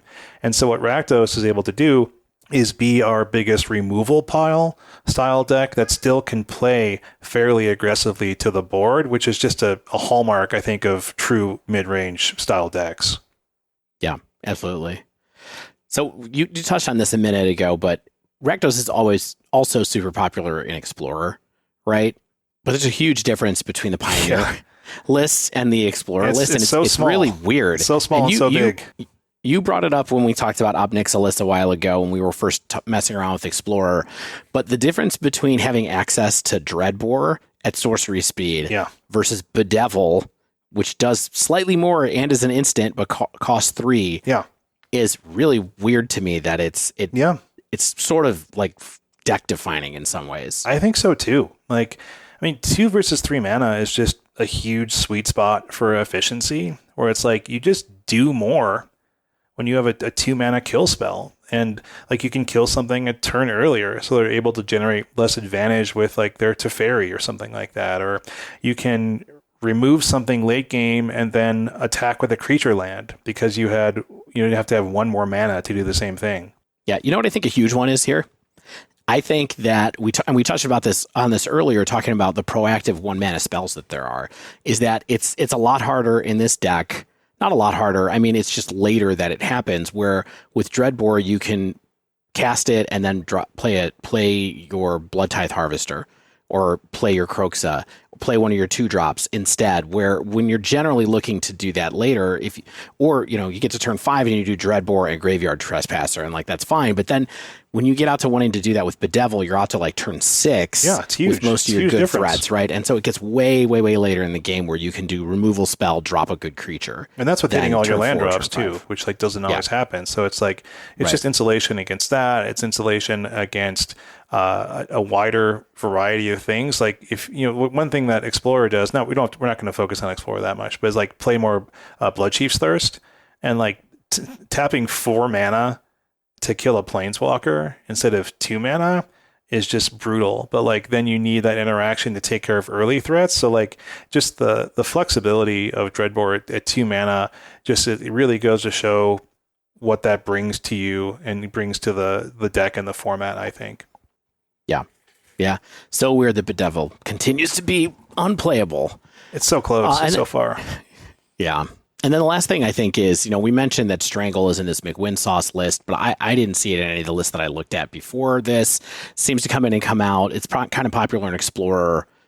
I think it's because it hits a lot of creatures in this deck. So like you can gain some massive mana advantage and tempo advantage when you kill an X3 for 1. And I think we'll talk about that as we head into the creatures up next, right?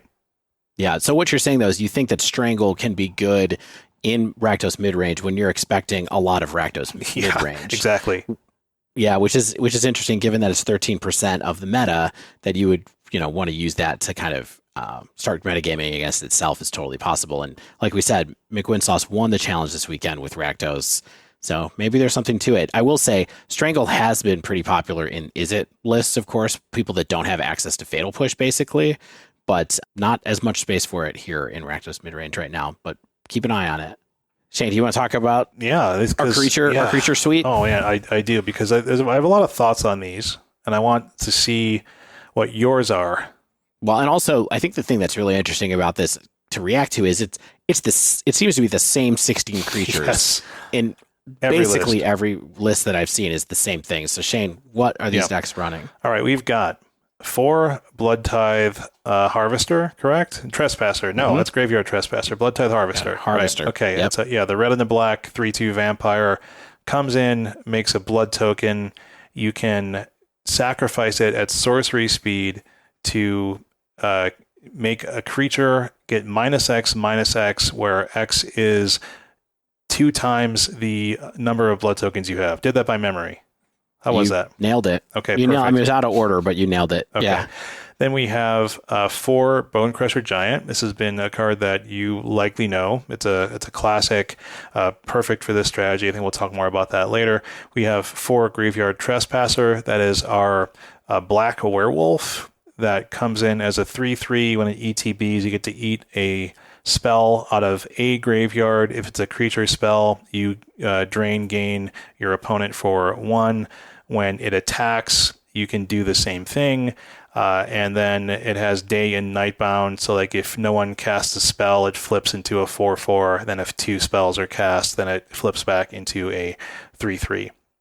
Or if it's nighttime ever, then it comes down as a 4/4, which is kind of a fun thing. You don't have to wait for it to flip, which is advantageous a lot of times. I definitely won a game off of having it come down, getting the double trigger, and then closing out with 4 more damage. Heck yeah. That didn't quite see coming. We have a couple Kalidas, which is our 2 and 2 black vampire 3/4 thing that when you kill your opponent's creatures, it starts making zombie tokens for you, has lifelink, all that good stuff. And then 2 Kroxa, which is the other Uro, but much worse in some ways and weirdly better in some other ways, but largely what has escaped 5 from the graveyard for black, red. So yeah, escape 5, black, red. Exile 5 other cards. Yeah, and so that's a good closer as well. So that's kind of a somewhat brief overview. But you need some creatures to win with the mid-range deck, or in Pioneer, basically at all. And what I think the most interesting thing about these creatures is, by and large, they all have some kind of hate or some kind of added value, right? These are not vanillas. Yeah. None of them are just kind of generically big. You know what I mean? Or just dumb creatures, even in the way that Tarmogoyf is just kind of generically big. Yeah. None of these creatures are played in that way. And I think if you think about Jund in Modern, Jund in Modern tends to favor cards that are really, really efficient and good, awesome cards, of course, like Ragavan and Tarmogoyf and Tireless Tracker. No, but like a Deathrite, Shaman sometimes, and our Dragon's Rage Channeler, all that kind of stuff. You used to play Deathrite Shaman, which was like an absurd 1-mana card. But anyway, that helps you ramp. These cards all are good against specific strategies that I think mid-range decks can sometimes struggle against without these, or sometimes they're very good against too. Like Bonecrusher Giant, for example, is additional removal, right? So that just bolsters something that's already good about your deck when you play Rakdos. But sometimes you have a hard time fitting like main deck Graveyard Hate into a Rakdos list like this. But when you have Kalitas and you have, which Kalitas does a little bit less than Graveyard Trespasser, but they both do things against graveyards that can help you main deck take care of problematic graveyard plans. Kroxa is additional hand disruption. Blood Tithe Harvester is also additional removal and provides you with a token. So I think that's the most interesting part about this, is that these really aren't the best beaters, I don't think, but I think they're the most useful creatures at the different mana costs in Pioneer right now. That feels like a very particular way of approaching this deck too, where it's like it's a strength and a weakness of the deck, and I don't want to necessarily get into the weeds on that just yet, but like a lot of these creatures are not the biggest stats for the mana. They don't have things like haste. They don't recur naturally out of the graveyard. They don't get huge just by playing the game. And like you said, I think they're trying to get their edges by kind of getting those little extra pieces of value, whether it's like Bonecrusher Giant being like a very easy 2-for-1, and then if your opponent wants to remove it, they're going to take a couple pieces of damage either way, or it's just fine as a 4-mana beater for 3, 4 power beater for 3 when you just need to be attacking in and putting a clock on your opponent.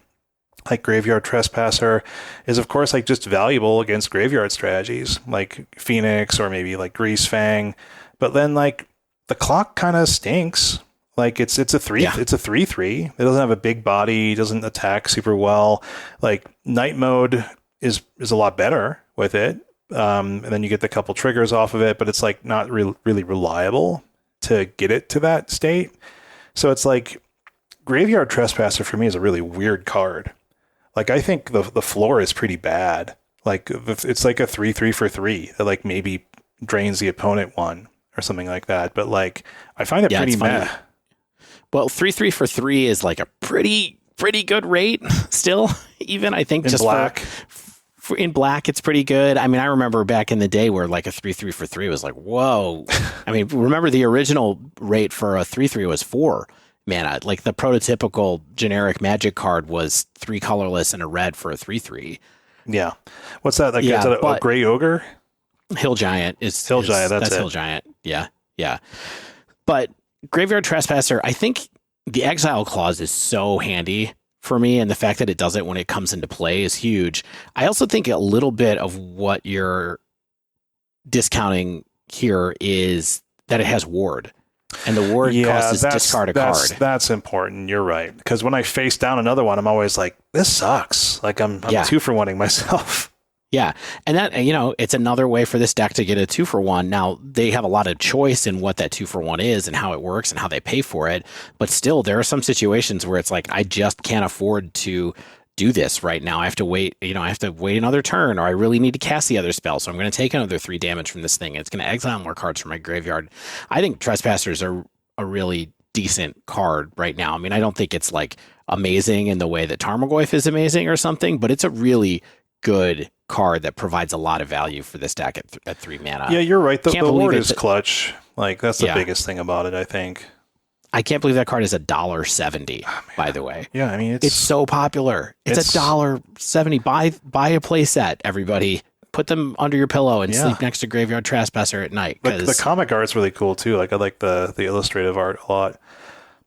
Let's get into something I like a lot more. That's Kalitas. Like, this is one of the big differentiating factors between this and Pioneer and as an Explorer. I think Kalitas is like really fantastic. Like, but you pay for that. It's 4 mana, but it has 4 toughness. It has lifelink. It makes more bodies for you when you're doing what you want to do, which is removing the opponent's creatures. It closes games pretty quickly. It's harder to remove than your creature lands. Like, they're not going to as easily like march this. They're not going to easily fatal push this or something like that. Like, it sticks to the board for any length of time, and opposing creature decks are going to have a nightmare against this. Yeah. I mean, I think that it's amazing how much Kalitas can stabilize your board. It's great. If you're in any kind of aggro thing, but if you can get to Kalitas and kind of step down and maybe kill one of their creatures and get another blocker, it's gigantic, right? Because you can gain life and do all kinds of stuff. I mean, I there were a couple of games when I was playing where it was just like, oh, I'm losing, and then I stick Kalitas, and it's like, and okay. I really want to untap with this, and if I untap with this, I'm good to go. Well, and it's not even untapping with it. It's like they can't. I mean, they have to kill it. Sometimes they kill it, sure, but they also can't attack even if a lot of times because they can't trade off anymore as easily because you're going to kill one of their creatures and gain 3 life. And so sometimes it makes the attacks not worth it anymore. Yeah.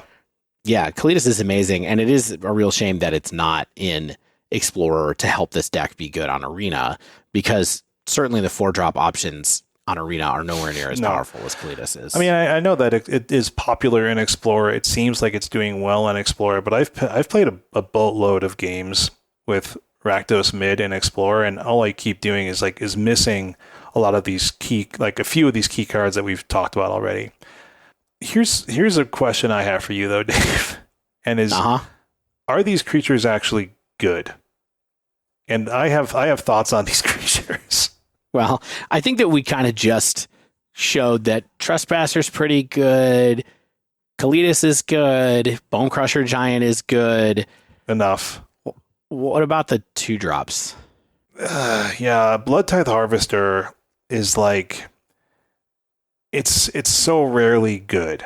Like, the only time it's like good enough is like I thought seized a removal spell against Azorius Control or like some like synergy deck, and then they never drew another removal spell, and I got 9 damage off of my Bloodtithe Harvester or something like that. You know what I mean? Where it's like I was able to attack 2 or 3 times with this 3/2, and that was good enough. Or they felt like they had to remove it, and then I was able to play another like 3-power creature and just kind of ran them out of removal or something like that. But like, it's just so infrequently great. It dies to all of the 1 mana red removal. It dies to opposing stomps. Like, the sacrifice ability is so infrequently something like you really want to be doing. I mean, it can be okay. It can be okay, especially with multiple blood tokens out. Like, if you a couple, that's pretty good. Yeah, but still you have to sack him to do it, and then it's like, am I really...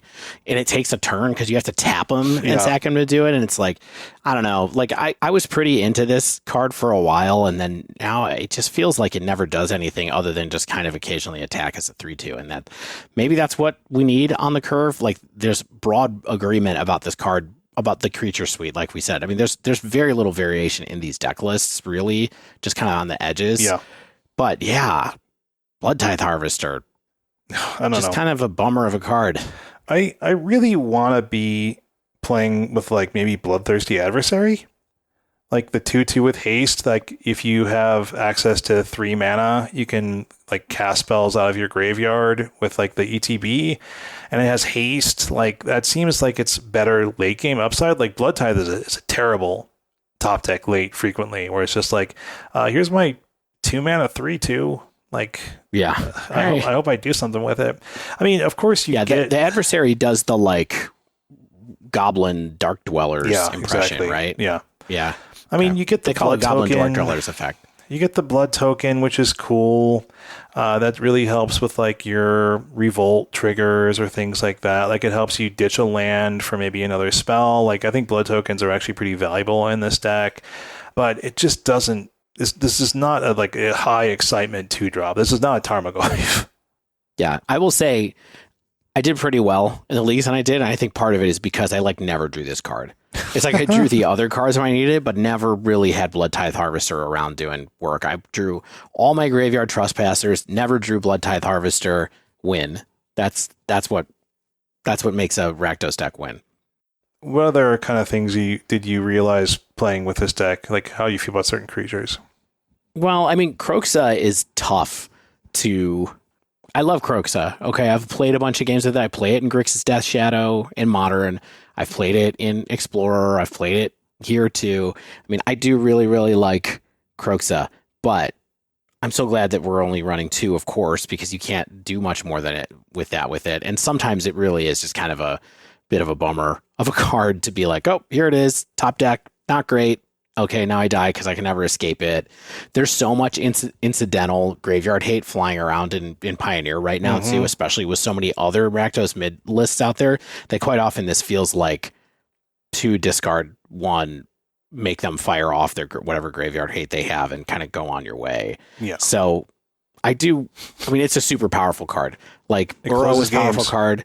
This is a powerful card that closes games too, but I do wonder if people continue to pack main deck graveyard hate, if Unlicensed Hearse keeps getting popular, if we're going to be like, you know what, Kroxa is too bad on the front side for us to be able to keep, if it's just always going to go away almost every game and only be a discard. Yeah, and this deck fills the graveyard, but doesn't do it like hyper aggressively. And I don't think that that's what this deck is about. This deck is about inevitable Kroxas, but like you said, it's just like so often it's just like, well, my opponent's Graveyard Trespasser ate it, or like the Soul Guide Lantern got played, or just any number of things happened, or my opponent's decks were too fast and my Kroxa was completely worthless. And there's just a lot of times when like you're sideboarding it out, or it's like the worst 2 mana discard spell in the game where it's just like they get to choose and it doesn't feel great. Sometimes take 3 damage. Yeah. I think that we're agreeing the only good creatures in here, the creatures that are the easiest to play, I guess I would say the ones that make the most sense, Bonecrusher Giant and Kalitas. And then Graveyard Trespasser, I think for you is a tier down, although I think it's just as good as those other creatures because of the ward ability. You're giving up on that. Here's my real thing, Dave. Here's my real thing. They're all X3s. Yeah. Okay. And I don't know how many times you had this happen in your playing, but I've played this deck a decent amount. And I don't want my mid-range cards to lose to Anger of the Gods. And I've had a lot of Anger of the Gods cast against me from like red-based control decks, or like even like Arclight Phoenix can just be like, oh yeah, all of their cards are going to be 3 power or 3 toughness or less. So I'm just going to cyber down Anger of the Gods.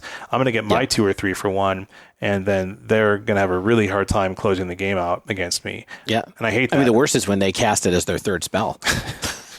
I hate it a lot. They cast it as their 3rd spell, and then the Phoenixes come back after, and it's like nothing even happened. Yeah, I didn't realize that till you pointed it out, that it's extremely vulnerable to Anger of the Gods. I mean, I think you got to play around Wraths sometimes, you know what I mean? But Kalitas survives. Yeah, that's right? A good thing. You get Kalitas in this, which is great. Planeswalkers survive.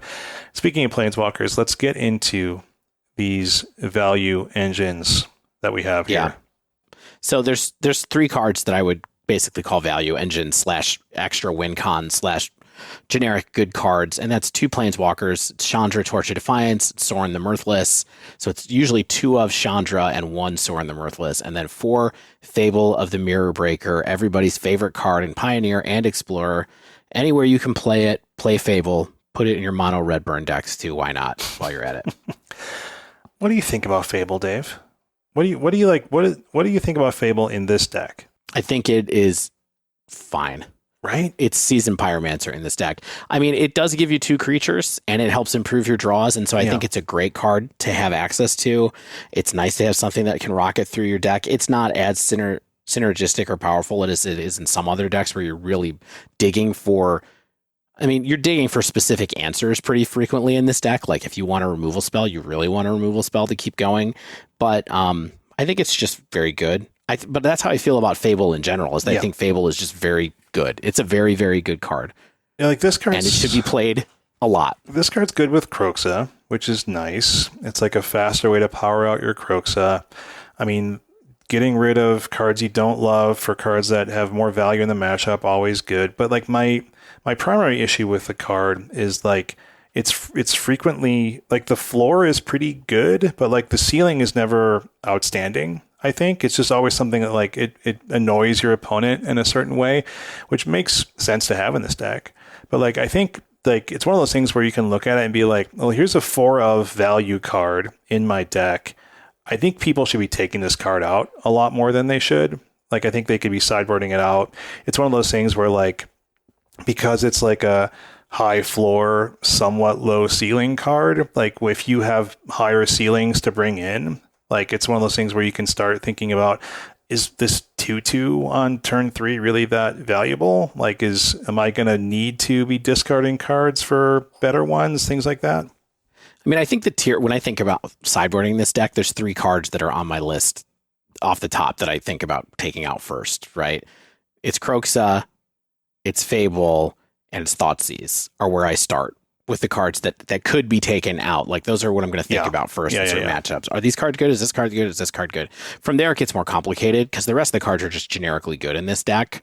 But those are the things that I really look at. But I think Fable's as good here as it is many places, and it's just. But I love the thought of like, hey, it's not always good to just have a generically good filtering card in your deck. Like sometimes you should just have more answers. Yeah, or more threats. This is a fine place to just have more answers. Like I mean, like no more. A lot of there's no more threats to put in this one. Yeah, but I know that's a real issue. I think that I wouldn't be surprised if like metagame shifts happen where as we get to sort of a mid-range battleship kind of race, like where it's like I need more aggression to put in my deck because I'm not going to stop mono green planeswalkers. I'm not going to stop Niv Mizzet with the suite of creatures I have and like a 2/2 on turn 3 without haste or something like that.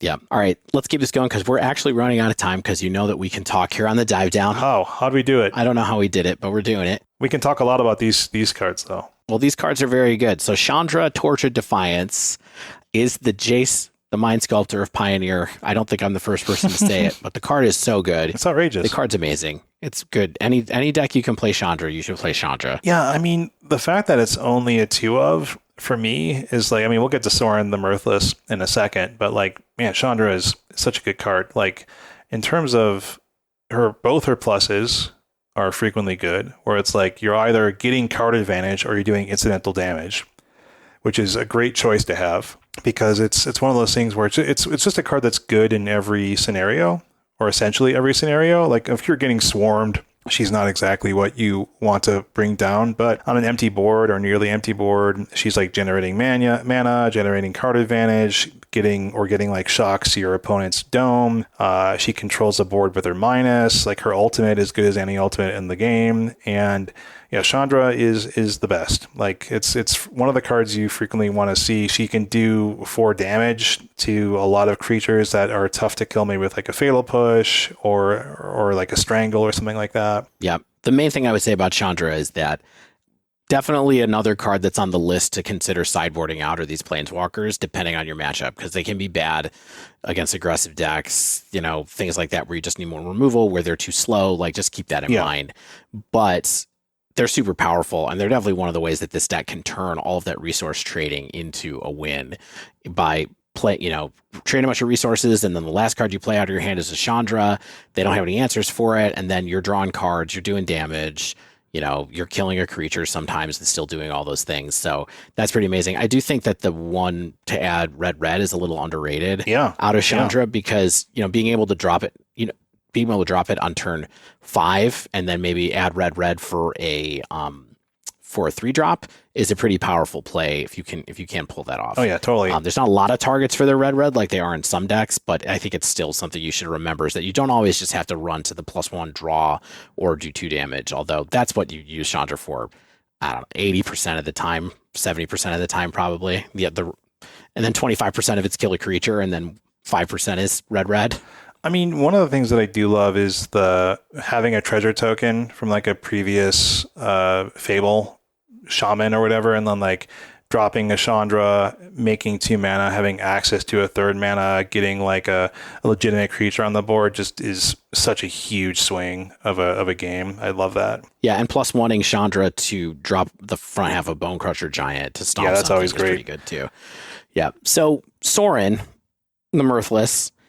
I hated this card when I played in Explorer, but playing this last week of Rakdos, it was really good. And some of the main reasons are just like, I don't know, it was just a different mind space. I was playing up against better decks where Planeswalkers were better, or just, being able to have more than one Planeswalker out at a time is pretty good. And Sorin as that proxy that does similar things to Chandra, draws cards, has an ult that can kill something. This one makes a creature, which is sometimes useful. Same casting cost, I think is nice in the case where you could, where you need to do it, where you want to play two Planeswalkers at once. If you could put two Chandras in play at once, I would play 4 Chandras without even thinking about it at all. But you can't, and you want to make sure that you can use your cards and you're not just sitting there waiting for, to get rid of a Chandra so you can play another one or something like that. I do feel like I've cast a lot of Sorins, and I do just feel like I think Chandra is more widely useful in more situations, and I just think that it might just need to be another Chandra. Like, it might need to be 3 Chandras rather than 2 and 1. After I just got done saying that I thought that for a while, and now I feel the other way. I just disagree with you. Like, so the primary issues with me is that he doesn't control the board at all, and he cannot damage the opponent directly, even with especially with the plus.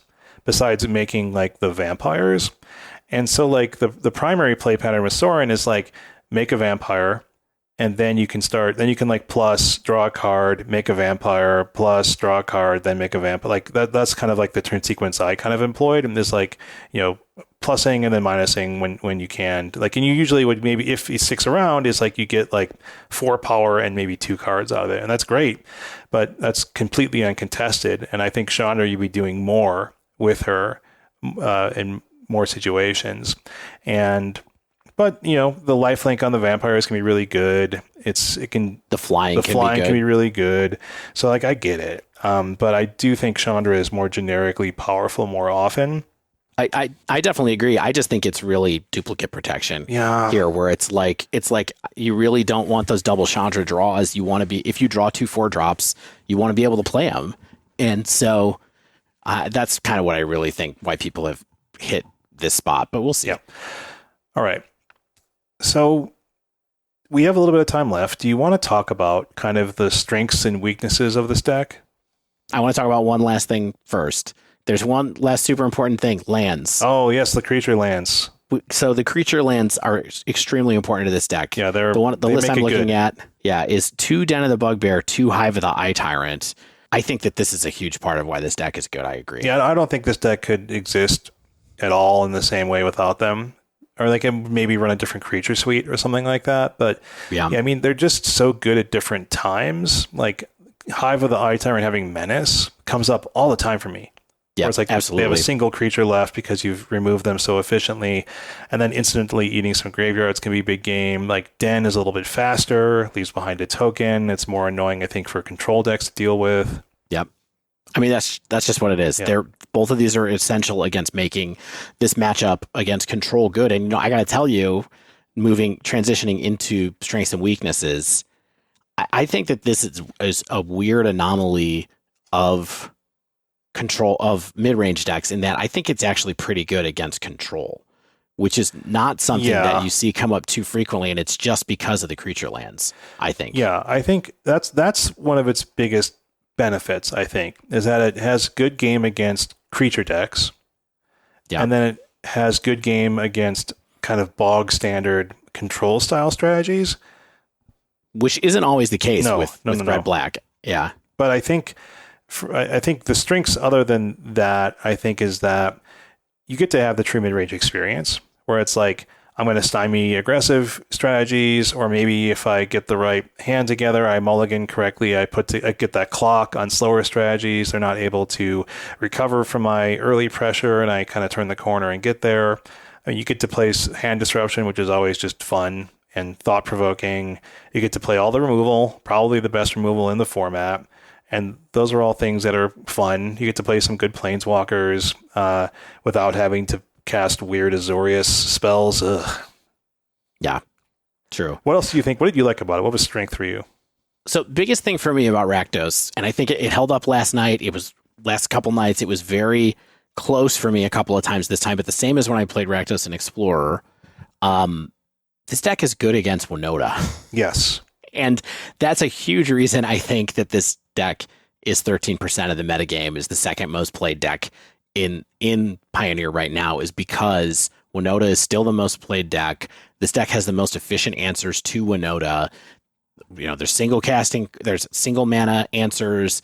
You're able to do a lot of different things to stop it, where it's using Thoughtseize or Dreadbore. You can kill their elves early. You can kill their Winotas late. You can kill their big creatures when they get the board sometimes. It's that's why I think that this deck is generally good right now. And then it has enough game against other cards, that other decks, that I think that makes it enough to be a competitive deck right now in this metagame. Yeah.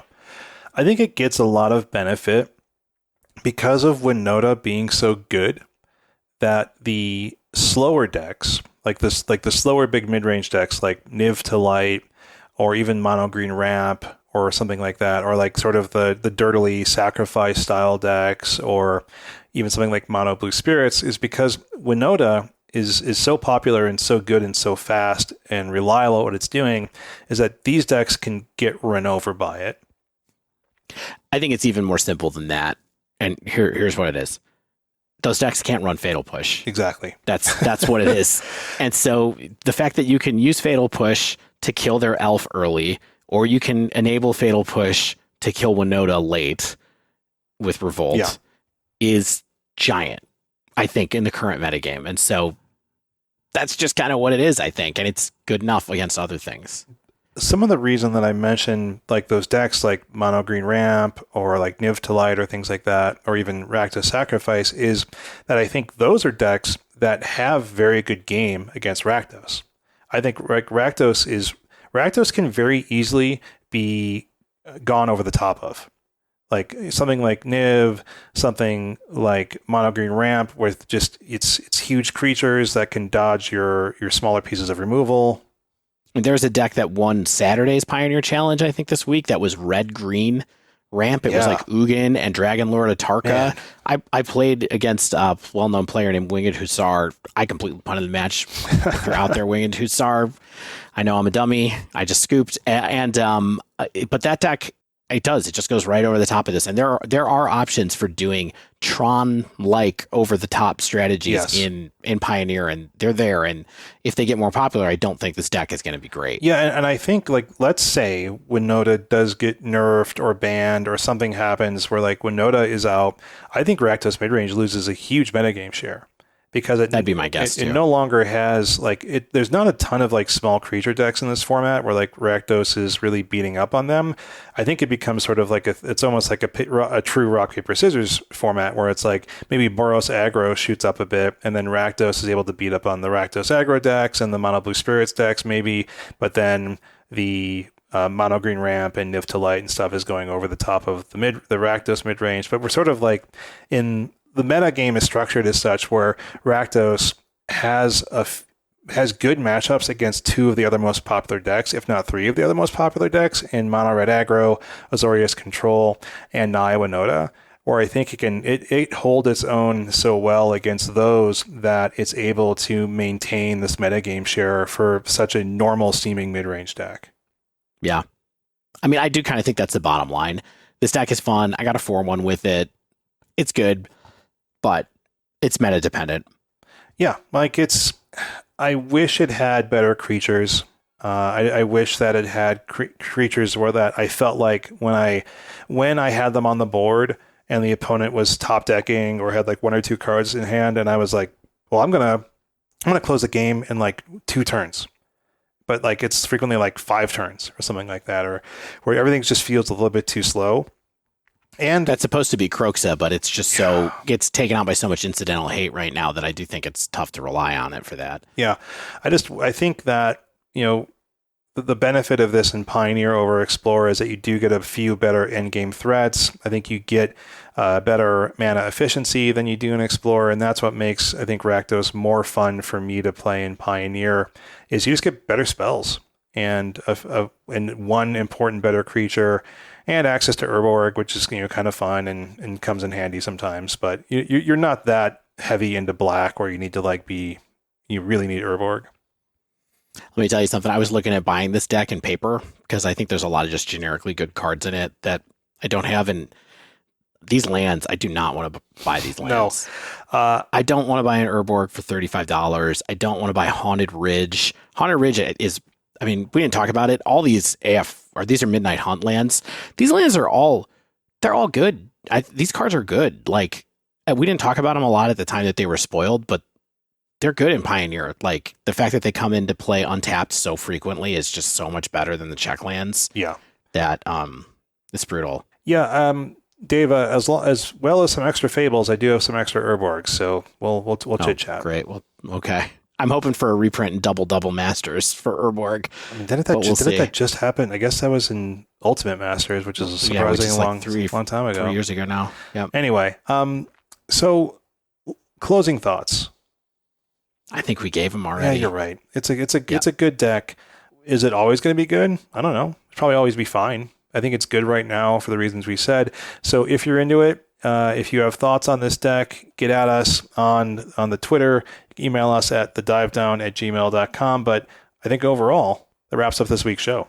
If you haven't yet, make sure you subscribe to our podcast. You get the latest episodes as soon as they come out. If you use Apple Podcasts, you can leave us a rating and review there. If you use Spotify, I think only on mobile, you can leave us like a star review there. We appreciate that kind of stuff.